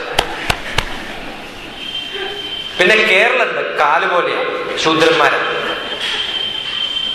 ഏറ്റവും നല്ലോണം സന്തോഷം ഉണ്ടാവാൻ 2 മാർഗമുണ്ട്. ഒന്ന് സ്പിരിച്വൽ, പിന്നെ ഒന്ന് സ്പിരിറ്റ്. ഈ സന്തോഷം ഉണ്ടാവാൻ സ്പിരിച്വാലിറ്റി ഒന്നും വേണ്ട, ഒരു പെഗ് അടിച്ചാൽ മതി. എന്താ സന്തോഷം എന്നറിയും? നല്ലോണം വർത്താനം പറയുന്ന ഒരു പെഗ് കൊടുത്താൽ മിണ്ടാണ്ടിരുന്നോളൂ. ഇനി മിണ്ടാണ്ടിരിക്കുന്ന ആളെ പ്രസംഗിപ്പിക്കണോ? ഒരു പെഗ് കൊടുത്ത് പിടിച്ചിരുത്തിയാൽ മതി. എന്താ ലെക്ചർ എന്നറിയും? ഇപ്പൊ സ്പിരിറ്റ് ആൻഡ് സ്പിരിച്വാലിറ്റി 2 മെത്തേഡ് ഉണ്ടെന്ന് അറിയാം. അത് ഏറ്റവും കൂടുതലുള്ള കേരളത്തിലാണ്. നല്ലോണം എൻജോയ്മെന്റ്. ശൂദ്രൻ, ഇതെല്ലാം കൂടിയതാണ് മനുഷ്യൻ. മനുഷ്യനില് എന്തുണ്ട്? ബ്രാഹ്മണീയതയുണ്ട്, ക്ഷത്രിയതയുണ്ട്, വൈശ്യനുണ്ട്, ശൂദ്രനുണ്ട്. ശൂദ്രൻ എന്ന് പറഞ്ഞാൽ സന്തോഷമാണ്. അവർക്ക് ബാങ്ക് ബാലൻസ് ഇല്ല, അവർ ഫേമസ് അല്ല, നല്ലോണം പഠിക്കാറില്ല. പക്ഷെ അവരോട് ചോദിച്ചു നോക്കും, സന്തോഷമുണ്ടോ? നല്ല സന്തോഷമുണ്ടോ? അന്നന്ന് കിട്ടുന്നത് അന്നന്ന് അടിക്കുക. പിന്നെ വൈഫിന് നല്ലോണം അടിക്കും, നല്ല ലഹള, അടിപിടിയൊക്കെ കൂടാ. ഒരു കാര്യം നോക്കാനില്ല, റോട്ടുമ്മൽ വെച്ചിട്ട് നല്ലോണം തല്ലുപിടിക്കും. പിറ്റേ ദിവസം കാണാം എന്ത് സന്തോഷമായിരിക്കും അറിയാം. അവര് കെട്ടിപ്പിടിച്ച് നടക്കണം. വൈകുന്നേരം ആവുമ്പോൾ പിന്നെയും ചെയ്യും. എന്താ WWF എല്ലാ ദിവസവും എന്ത് എൻജോയ്മെന്റ് ആണെന്നറിയാം. കാരണം ദേ ആർ എൻജോയിങ്. അവർക്ക് അതിന്റെ പ്രശ്നങ്ങളൊന്നും അറിയില്ല. ഇതെപ്പോഴാണ് നമുക്ക് ഉണ്ടാവുക? ഈഗോ കൂടുതൽ ഉണ്ടാവുമ്പോൾ നമുക്ക് പ്രശ്നങ്ങൾ കൂടുതൽ ഉണ്ടാവും. അതില്ലാത്തവർക്ക് പരമസുഖം.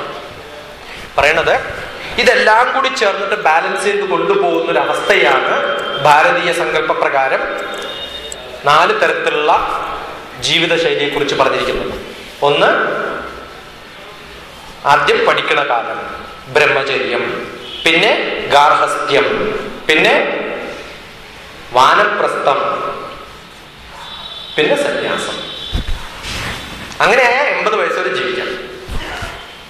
20 വർഷം പഠിക്കുക, 20 വർഷം കുടുംബം നടത്തുക, 40 വയസ്സായ പിന്നെ റിട്ടയർ ആവും. പിന്നെ ഫാമിലി ലൈഫ് ഒന്നും പാടില്ല. പിന്നെ 60 വയസ്സ് വരെ, 40 മുതൽ 60 വരെ ആദ്യത്തെ 20 കൊല്ലം ശരിക്കും പഠിച്ചോളൂ. അങ്ങനെയായാലേ പിന്നെ 20 കൊല്ലം ശരിക്കും ഗൃഹസ്ഥനായിട്ടിരിക്കാൻ പറ്റും. കാരണം പണ്ട് 20 വയസ്സാകുമ്പോൾ കല്യാണം കഴിക്കും. അപ്പൊ മക്കളുടെ പഠനം 20 വയസ്സാകുമ്പോൾ തീരും. അപ്പൊ മൂത്ത മകൻ ഏകദേശം 20 വയസ്സായി, അവൻ ജോലി കയറുമ്പോൾ അച്ഛൻ റിട്ടയർ ആയിക്കോളും. ഞാൻ ഒരു 3-4 കൊല്ലം ലേറ്റാണ്. 43-ാമത്തെ വയസ്സിലാണ് റിട്ടയർ ആയത്. ഇപ്പൊ 48 വയസ്സായിട്ട് നിങ്ങളെക്കാളൊക്കെ പ്രായം കുറവായിട്ട് റിട്ടയർ. പിന്നെന്താ ചെയ്യേണ്ടത്? വാനപ്രസ്ഥം. എന്താ വാനപ്രസ്ഥം എന്ന് പറഞ്ഞാൽ അർത്ഥം അറിയോ? എന്താ? പലരുടെയും ട്രാൻസ്ലേഷൻ കാട്ടിൽ പോയി താമസിക്കുന്നതാണ്. വാനം കാടല്ല, വനമാണ് കാട്. വാനം ആകാശം. ആകാശത്തിന്റെ പ്രത്യേകത എന്താ? എത്ര റോക്കറ്റ് അയച്ചാലും ആകാശത്തിന് ഒരു കുഴപ്പമില്ല, അത് അനങ്ങുകയില്ല. റോക്കറ്റൊക്കെ പോകുമ്പോൾ ചിലപ്പം ആകാശത്തിൽ ഇങ്ങനെ പടർന്ന പോലെ കാണും. പക്ഷെ 2 മിനിറ്റ് കഴിഞ്ഞ് നോക്കിയാൽ ക്ലീൻ ആയിരിക്കണം. നമ്മൾ അതുപോലെ എന്ത് പ്രശ്നം നമ്മുടെ മേത്തടിച്ചാലും സാരില്ല. 40 വയസ്സ് കഴിഞ്ഞ് ഒരു കാര്യത്തിനും വഴക്ക് പറയാൻ പാടില്ല. എന്തെങ്കിലുമൊക്കെ നിലത്ത് വീണു, പൊട്ടി, സാരില്ല. ആരെങ്കിലും വഴക്ക് പറഞ്ഞു, സാരില്ല. നമ്മുടെ മുഖത്തടിച്ചു, കുഴപ്പമില്ല. അങ്ങനെ പറയാൻ പറ്റും. എന്ത് കാര്യം പറഞ്ഞാലും നോ പ്രോബ്ലം എന്ന് പറയാൻ പറ്റും. അങ്ങനെ പറയാൻ പറ്റുന്നതാണ് വാനപ്രസ്ഥം. അങ്ങനെ കഴിഞ്ഞ് കുറച്ചു കാലം ജീവിക്കുമ്പോൾ ശരിക്കും എക്സ്പീരിയൻസ് ആവും ലൈഫിൽ. നടന്നു പോകണം അവിടെ ഇവിടെയൊക്കെ, കുറേ ആൾക്കാരെ കാണണം. അങ്ങനെയൊക്കെ കണ്ട് പരിചയപ്പെട്ട് ശീലിച്ച് പഴകി തഴകി മാറുമ്പോ പിന്നെ സന്യാസം, എവിടെയും പോകാണ്ടിരിക്കാൻ പറ്റും. ആൾക്കാർ വരും നമ്മുടെ അടുത്ത്. 60 വയസ്സ് കഴിഞ്ഞാൽ എന്നെ കാണണമെങ്കിൽ നാട്ടിലെ ഹൈത്തിൽ ഇരിങ്ങാലക്കുടയിൽ വീട്ടിൽ വരേണ്ടി വരും. ഞാൻ അവിടെ ഇരിക്കില്ല, പിന്നെ ഇല്ല, യാത്രയില്ല. അതുവരെ കുറേ സ്ഥലത്ത് പോയി നടക്കണം. പറ്റുന്നതൊക്കെ നമ്മൾ പ്രാക്ടീസ് ചെയ്യാൻ ശ്രമിക്കണം. അങ്ങനെ എത്തുമ്പോൾ നമ്മൾ സ്പിരിച്വൽ ആവുന്നു. അപ്പൊ ഇതൊക്കെ കഴിയുമ്പോഴാണ് സ്പിരിച്വൽ. ഒരു എക്സ്പീരിയൻസും ഇല്ലാത്ത ആൾ സ്പിരിച്വാലിറ്റിയിലേക്ക് എത്താൻ പറ്റില്ല. അങ്ങനെ എത്തിയിട്ടുള്ള ആൾക്കാരുണ്ട്. ശങ്കരാചാര്യരൊക്കെ 32 വയസ്സിൽ ഈ എല്ലാ ലെവലും നടന്നാളാം. പക്ഷെ നമ്മളൊന്നും ആ ലെവലിലല്ല. അപ്പൊ അതുകൊണ്ട് ലൈഫ് എക്സ്പീരിയൻസ് ചെയ്തിട്ട് എല്ലാം നമ്മൾ ടെൻഷൻ അടിക്കരുത് അനാവശ്യം. ആദ്യം ചെയ്യേണ്ടതാണ് സ്പിരിച്വാലിറ്റിയിൽ മനസ്സിനെ കൺട്രോൾ ചെയ്യാൻ പറ്റണം, ബുദ്ധി നല്ലപോലെ ഉപയോഗിച്ച് എല്ലാം പഠിക്കാൻ പറ്റണം, ആരോഗ്യം നല്ലപോലെ ഉണ്ടാവണം. പിന്നെ ഏത് സബ്ജക്റ്റ് വന്നാലും പഠിക്കാൻ നമുക്ക് സാധിക്കണം, അത് പറഞ്ഞു കൊടുക്കാൻ പറ്റണം, നല്ല വൊക്കാബുലറി ഉണ്ടാവണം, മനസ്സിന് സമാധാനം ഉണ്ടാവും. നമുക്ക് സമാധാനം ഇല്ലാണ്ട് ഭഗവാൻ കൃഷ്ണൻ തന്നെ പറഞ്ഞിട്ടുള്ള ആരാണ്? എൻ്റെ അടുത്ത് 3-4 തരത്തിൽ ആൾക്കാർ വരാറുണ്ട്. ആർത്തോ എന്ന് പറഞ്ഞാൽ ആർത്തി മൂത്തിട്ടാണ് ആർത്തോ ആവുക. ആർത്തോ എന്ന് പറഞ്ഞാൽ സങ്കടമുള്ളവരാണ്. ആരാ സങ്കടമുള്ളവര്? ആഗ്രഹങ്ങൾ കൂടുമ്പോ സങ്കടം കൂടും. അങ്ങനെയുള്ളവർ എൻ്റെ അടുത്ത് വരും. കുറേ ആഗ്രഹങ്ങളുണ്ട്, അതൊന്നും നടക്കാണ്ട് പോയിട്ട് അവസാനം വിഷമം വരുമ്പോ എൻ്റെ അടുത്ത് ഓടി വരും. ആർത്തോ, ജിജ്ഞാസു. പിന്നെ ചില ആളുകൾ ഇതിനറിയാം, ഇവിടെ ആരൊക്കെയാ വരുന്നത് നോക്കാൻ. ഇയാള് വന്നിട്ടുണ്ടോ, അയാൾ വന്നിട്ടുണ്ടോ, ഫ്രണ്ട്സ് ആരൊക്കെയാ വരുന്നതെന്നറിയാൻ, ഇവരിടുന്ന ഡ്രസ്സിന്റെ കോസ്റ്റ് അറിയാൻ, എപ്പോഴാ വന്നത്, എപ്പോഴാ പോണെന്നൊക്കെ. നിങ്ങൾ നാട്ടിലൊക്കെ ഒന്ന് ക്ഷേത്രത്തിൽ പോയാട്ടെ, എപ്പോഴാ വന്നേ, എപ്പോഴാ പോണേ, ഭയങ്കര അറിയാനുള്ള ആഗ്രഹം. ഈ ഭഗവാന്റെ അടുത്ത് വന്നത് എപ്പോഴാ വന്നത്, എപ്പോഴാ പോകുന്നത്. പ്രദക്ഷിണം വെക്കാനുള്ള വഴി പറഞ്ഞത് എങ്ങനെ അറിയും? പാദാനുഗതം ഗച്ഛേ കരവു ചലന വിവർജിതവും വാചാസ്തുതി ഹൃദിധ്യാനമേവം കുരിയാൽ പ്രദക്ഷിണം. പ്രദക്ഷിണം വെക്കാനുള്ള മാർഗതാണ്. പാദാനുഗതം ഗച്ഛേ, പതുക്കെ നടക്കാവൂ. കരവു ചലന വിവർജിതവും, കയ്യും കാലും നീട്ടി നടക്കരുത്. Hold it like this. ഇങ്ങനെയല്ല, ഇങ്ങനെ ഇത് തുറന്നു പിടിക്കണം, അല്ലെങ്കിൽ ഇങ്ങനെ പിടിക്കണം. കരവു ചലന വിവർജിതവും, കൈ ആട്ടരുത്. കൈ ആട്ടിയിട്ട് മോർണിംഗ് വാക്കിന് പോണ പോലെ പോവാം, അത് പാടില്ല. വാചാ സ്തുതി, സ്തുതി വേണം ചുണ്ടില്. അങ്ങനെ സ്തുതിച്ചോണ്ടിരിക്കാം, പക്ഷെ മനസ്സിൽ വേറൊന്നും ആലോചിച്ചോണ്ടിരിക്കുന്ന ആൾക്കാർ രാമ രാമ രാമ രാമ രാമ രാമ രാമ രാമ രാമ രാമ രാമ രാമ രാമ. ഇവിടെ ആരൊക്കെ വന്നിട്ടുള്ള നോക്കുകയാണെങ്കിൽ ചിന്ത ഉള്ളൊരിതാണ്. ഞാൻ കണ്ടാളോ എന്ന് കണ്ടില്ലല്ലോ, ഇയാളെ പ്രതീക്ഷിച്ചാ വന്നത്, ഇയാളെ കാണാനില്ലല്ലോ എന്നൊക്കെ ഉള്ളിൽ വിചാരിക്കും. അതുകൊണ്ട് കാര്യം വാചാസ്തുതി ഹൃദിധ്യാനം ഏവം കുരിയാൽ പ്രദക്ഷിണം. അങ്ങനെ ജീവിക്കാൻ പറ്റണം. ഈ ഭക്തിയുടെ ആർത്തോ ജിജ്ഞാസു, അർത്ഥാർത്ഥി, കാര്യം കാണാൻ പറ്റും അടുത്ത്. അങ്ങനെയുള്ളവരും വരാം. കൃഷ്ണൻ അറിയാം ആരൊക്കെ, എല്ലാ ഭഗവാന്മാർക്കും അറിയാം ഈ വരുന്ന ഒരാളുടെ മനസ്സിൽ എന്താ സംഭവം. ജ്ഞാനീന വിവരമുള്ള ആൾക്കാരും അവരോട് എന്താ വേണ്ട വെച്ചാൽ ഒന്നും വേണ്ട. അങ്ങനെയുള്ളവരുടെ കൂടിയാണ് ഞാൻ പോവാന്ന് പറയും. ആ ലെവലിലൊന്നും വേണ്ടാതെ എത്തുന്ന സമയത്ത് വിഷമില്ലാതെ സന്തോഷത്തോടു കൂടി ഇരിക്കാൻ പറ്റുന്നവർ, എല്ലാം ഉണ്ടായിട്ടും ഒന്നുമില്ലാതെ പറയുന്ന ദാരിദ്ര്യം ഇല്ലാണ്ടിരിക്കുകയാണ്. ഉള്ളതിനെ വെച്ച് സന്തോഷിക്കാൻ പഠിക്കുകയാണ്. അതാണ് സ്പിരിച്വാലിറ്റിയുടെ ഫസ്റ്റ് സ്റ്റേജ്. അറിവുണ്ടാവാൻ ആഗ്രഹം ഉണ്ടാവണം. അത് അറിവുണ്ടാക്കാൻ വേണ്ടിയിട്ടാണ്, വേറെ ആർക്കെങ്കിലും അലങ്കോലം ഉണ്ടാക്കാനാവരുത്. വയലൻസ് ആവരുത്, സൈലൻസ് ആവണം.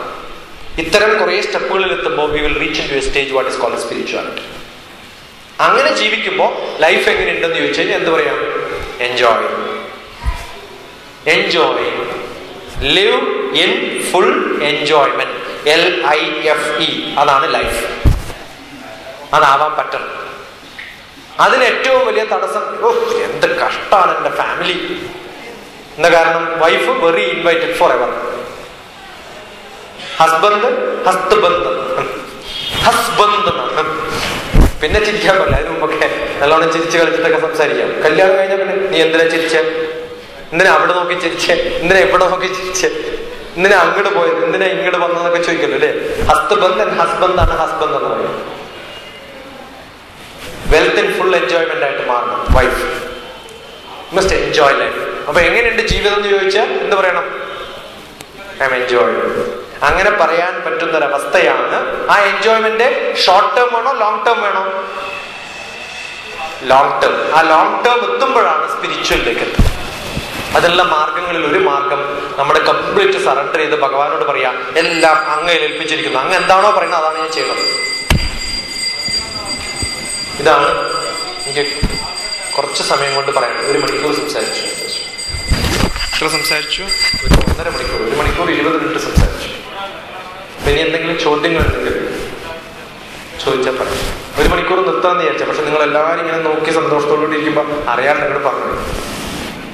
അല്ലെങ്കിൽ 1 മണിക്കൂറും പിന്നെ ഒരു അരമണിക്കൂർ ചോദ്യമൊക്കെയാണ് പറയുന്നത്. എന്തെങ്കിലും കുറച്ച് ചോദ്യങ്ങൾ. കാരണം പ്രഭാഷണവും TV പ്രഭാഷണവും തമ്മിലുള്ള വ്യത്യാസതാണ്. അവിടെ ചോദ്യം ചോദിക്കാൻ പറ്റില്ല, അവിടെ ചോദിക്കാൻ പറ്റും. പക്ഷെ എന്ത് ചോദിക്കണം എന്നുള്ളൊരു മുഖവരിയായിട്ടാണ് ഈ പ്രഭാഷണം. അപ്പൊ കുറേ ചോദ്യങ്ങളുണ്ടാവും. നല്ലൊരു സന്ദർഭമാണിത്. ഈ മാസം എന്ന് പറയുന്ന ഏറ്റവും നല്ല മാസം, ഇന്നത്തെ ദിവസം എന്ന് പറയുന്നത് നല്ല ദിവസം. ഈ ശിവരാത്രി വരെ നല്ല സമയമാണ്. ജനുവരി 14 മുതൽ മാർച്ച് 15 വരെയാണ് സ്പിരിച്വൽ ടൈം എന്നാണ്. ഏറ്റവും ഹൈലി സ്പിരിച്വൽ ആയിട്ട് ഓർഗനൈസ് ചെയ്യേണ്ട സമയമാണ്.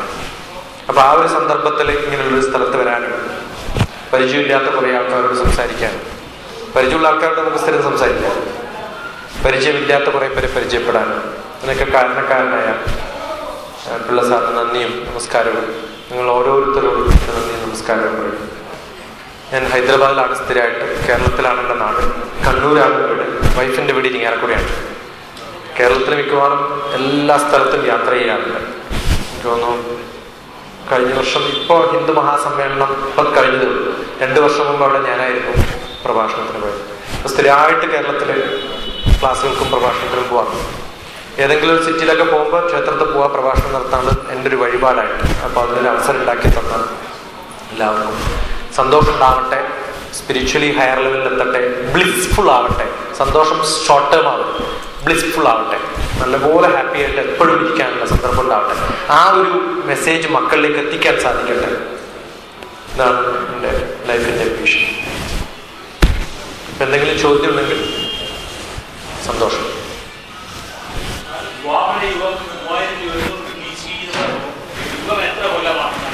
കലികാലം 3,20,000 വർഷം. കലികാലം 3,20,000. ദ്വാപരയുഗം, കലിയുഗം 3,20,000. ദ്വാപരയുഗം 2 മൾട്ടിപ്ലൈഡ് 3,20,000, 6,40,000. അതിനു മുമ്പുള്ള ത്രേതായുഗം രാമന്റെ കാലം 3 മൾട്ടിപ്ലൈഡ് 3,20,000, 9,60,000. അതിനു മുമ്പുള്ള സത്യയുഗം 4 മൾട്ടിപ്ലൈഡ് 3,20,000. അങ്ങനെ കൂട്ടിട്ടാ പോകുന്നത്. അപ്പൊ 4 + 3 7 + 2 9 + 1 10, 32 ലക്ഷം വർഷമാണ് ഒരു മഹായുഗം. അങ്ങനെ 32 ലക്ഷം മഹായുഗം എന്ന് പറയുന്നത് നമ്മുടെ ബ്രഹ്മാവിന്റെ ഒരു പകൽ. അങ്ങനെ 32 + 32 64 ലക്ഷം വർഷങ്ങളാകുമ്പോൾ ബ്രഹ്മാവിന്റെ ഒരു ദിവസം. അങ്ങനെ ബ്രഹ്മാവിന്റെ 365 ദിവസം മൾട്ടിപ്ലൈഡ് 120 വർഷങ്ങൾ കൂടുമ്പോൾ ഒരു മന്വന്തരം. അങ്ങനെ 27 മന്വന്തരങ്ങൾ കഴിഞ്ഞിട്ടാണ് ഇപ്പൊ നമ്മളിരിക്കണം. അതെല്ലാം കൂടി കൂട്ടിയാൽ 198 കോടി വർഷങ്ങളായി ഈ സംഭവങ്ങളൊക്കെ ഉണ്ടായിട്ടെന്നാണ് ഭാരതീയ ശാസ്ത്രം പറയുന്നത്. മോഡേൺ ശാസ്ത്രം പറയുന്നത് 192 കോടിക്ക് അടുത്താണ്, ഏകദേശം അടുത്ത് വരുന്നുണ്ടെന്ന് അർത്ഥം, കണ്ടുപിടുത്തം. അപ്പൊ നമ്മുടെ ശാസ്ത്രം അങ്ങനെയാ പറയുന്നത്. കൃഷ്ണൻ യഥാർത്ഥമായിട്ട് ജനിച്ചതും മരിച്ചതും യുദ്ധം നടന്ന് നവംബർ 16-ാം തീയതിയാണ്.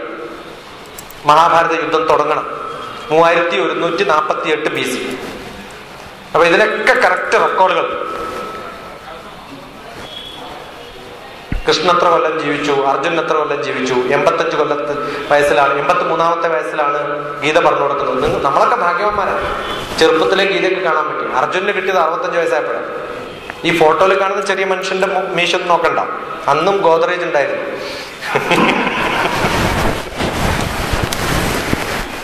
കൃഷ്ണന് പ്രായമായിട്ട് 100 വയസ്സുള്ള കൃഷ്ണനൊക്കെ നമ്മൾ കണ്ടിട്ടുണ്ടോ? ഉണ്ടോ? സങ്കല്പിക്കാൻ പോലും പറ്റില്ല. കൃഷ്ണന് അത്രയൊക്കെ പ്രായമായിട്ടാണ് മരിച്ചത്. പക്ഷെ കണ്ടാ നല്ല കുട്ടപ്പന്.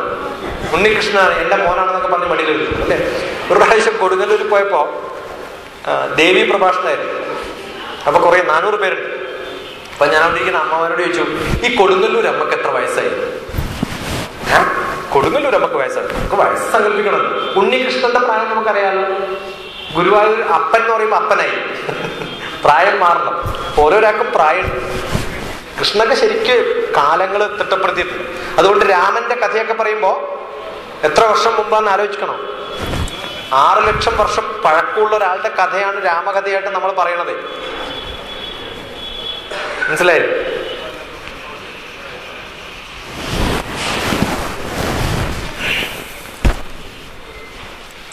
ഇത്രേ ഉള്ളൂ ക്വസ്റ്റ്യൻ.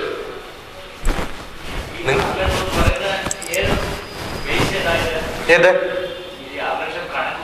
കണക്ക് വന്നത്? ഒന്ന് സ്ക്രിപ്റ്റേഴ്സ്, മറ്റൊന്ന് റെഫറൻസ് ഉണ്ട്. ഈ ജിയോ ഫിസിക്കൽ ഫിനോമിന നടക്കുന്നതിന്റെ റെഫറൻസ് ഉണ്ട്. ആ റെഫറൻസ് വെച്ച് കമ്പ്യൂട്ട് ചെയ്തു. കുറേ റിസർച്ചേഴ്സ് ഉണ്ട് ഇതിനകത്ത്, കുറെ പണിപ്പെട്ടിട്ട് കണ്ടുപിടിക്കണത്. അതിന്റെയൊക്കെ ഡോക്യുമെന്റേഷൻ അവൈലബിൾ ആണ്. എപ്പോഴാണ് തുടങ്ങിയത്, എപ്പോഴാണ് തീർന്നത്. ഈ പുരാണങ്ങളിലൊക്കെ കഥ പറയല്ലോ, ആ കഥ ഇപ്പൊ നമുക്കും എളുപ്പമാണ്. ഇപ്പം നിങ്ങൾക്ക് തന്നെ വേണമെങ്കിൽ റിസർച്ച് ചെയ്യാം. ഭാഗവതം എടുത്ത് പഠിക്കുമ്പോൾ എത്ര കൊല്ലം കൃഷ്ണൻ ഇന്ന സ്ഥലത്ത് താമസിച്ചു, എപ്പോഴാണ് അദ്ദേഹം ഇന്ന സ്ഥലത്ത് നിന്നിടത്തേക്ക് യാത്ര ചെയ്തെന്നൊക്കെയുള്ള കണക്ക് കൂട്ടി നോക്കിയാൽ നമുക്ക് കറക്റ്റായിട്ട് അറിയും. ഏജ് കറക്റ്റായിട്ട് അറിയും, ഏത് ദിവസമാണെന്നുള്ളത് പിന്നെ റെഫറൻസ് വെച്ച് പഠിക്കും. എളുപ്പമാണ്. നമുക്ക് കൃഷ്ണന്റെ കാലമൊക്കെ നമുക്ക് എളുപ്പമാണ്. അതും കഴിഞ്ഞിട്ട് പഴയ കാലങ്ങളൊക്കെ വരുമ്പോഴാണ് പ്രശ്നം. ഇപ്പൊ മത്സ്യക്കൂർമ്മ, വരാഹം എന്നൊക്കെ പറഞ്ഞിട്ടുള്ള സങ്കല്പങ്ങളൊക്കെ ഉണ്ടല്ലോ. അപ്പൊ അത് നോക്കിയാലും കാണാം. ഇപ്പം വാമനന്റെ കഥയൊക്കെ പറയുമ്പോൾ വളരെ ഷോർട്ടായിട്ടുള്ള മനുഷ്യൻ, രാമൻ കുറച്ചും കൂടി ഹൈറ്റ് കൂടിയിട്ടുള്ളത്. അങ്ങനെയാണ് ജനറേഷൻസ് മാറുക. കളറ്, അവരുടെ രൂപം, മത്സ്യം, പിന്നെ കൂർമ്മം, ജലത്തിലും പുറത്തും താമസിക്കാൻ പറ്റുന്നുണ്ട്. പിന്നെ വരാഹം കുറച്ചും കൂടി ചേഞ്ച്ഡായി. പിന്നെ നരസിംഹം, മനുഷ്യനും മൃഗവും തമ്മിൽ ചേർന്നിട്ടുള്ള ഒരു രൂപം. ആ എവല്യൂഷൻ പഠിക്കുമ്പോൾ തന്നെ മനസ്സിലാവും എന്ത് സിസ്റ്റമാറ്റിക് ആയിട്ടാണ് നമ്മുടെ എവല്യൂഷൻ സിസ്റ്റം ഉണ്ടാക്കിയിരിക്കുന്ന അറിയാം. ഭാരതീയ ശാസ്ത്രം വളരെ സയന്റിഫിക് ആണ്, വളരെ സ്ട്രോങ് സയന്റിഫിക് ആയിട്ടുള്ള സംഭവമാണ് ഭാരതീയ ശാസ്ത്രം. അതുകൊണ്ട് നല്ല ഡോക്യുമെന്റേഷൻ ഉണ്ട്. ജർമ്മൻസ് ഒക്കെ എത്രയാ സമയം സ്പെൻഡ് ചെയ്യണത് ഇത് പഠിക്കാൻ വേണ്ടിയിട്ട്. ഇപ്പൊ മഹാഭാരതത്തില് യുദ്ധം നടക്കുമുണ്ടായിരുന്ന ആർമി എങ്ങനെ നിന്നു എന്നുള്ള ഫോർമേഷൻ മിലിറ്ററിയിലെ കുറെ പുസ്തകങ്ങൾ ഇറക്കിയിട്ടുണ്ട്. How the war formation happened in Mahabharata. ഇപ്പൊ ജെയിൻസ് എന്ന് പറഞ്ഞിട്ടൊരു ബുക്ക് ഉണ്ട്, മിലിറ്ററി വെപ്പൺസിനെ കുറിച്ച് പറയുന്ന ഒരു സ്പെഷ്യലൈസ്ഡ് ബുക്കാണ്. അവരുടെ ഒരു ബുക്ക് ഉണ്ട്, ബയോളജിക്കൽ വെപ്പൺസ് എന്നുണ്ട്.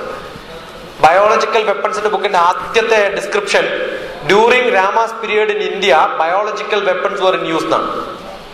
കാരണം രാമനും ഈ രാക്ഷസന്മാരും ദേവന്മാരും യുദ്ധം നടക്കുമ്പോൾ ഒരമ്പെയ്ത് എല്ലാ രാക്ഷസന്മാരെയും അബോധാവസ്ഥയിൽ കിടത്തണില്ലേ. ഈ അബോധാവസ്ഥയിൽ കിടക്കുന്ന അമ്പ് എഴുതപ്പോ ഒരു കെമിക്കൽ വെപ്പൺ ആണെന്നാ പറയുന്നത്. അങ്ങനെയാണെങ്കിൽ ഈ ദേവന്മാർക്ക് എന്ത് ബോധക്കെട്ടില്ലാണ്ടിരുന്ന അവർക്ക് മാത്രം ഉണ്ടായിരുന്നത്? അവർ തിരിച്ചൊരു വെപ്പൺ അയക്കുമ്പോൾ ദേവന്മാർ മാത്രം വീഴും, ആര് വീഴില്ല? അസുരന്മാർ വീഴില്ല. എന്താ കാരണം? അവരുടെ സ്കിൻ കളർ നോക്കിയിട്ട് ഈ കെമിക്കൽ വെപ്പൺ എഫക്ട് ചെയ്യുന്ന തരത്തിൽ പോലും റിസർച്ച് ഉണ്ടായിരുന്നു എന്നാ പറയുന്നത്.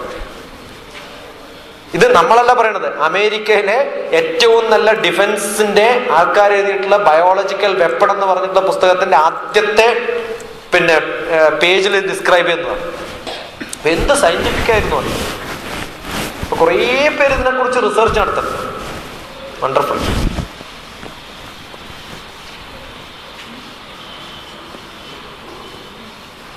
സംഭവം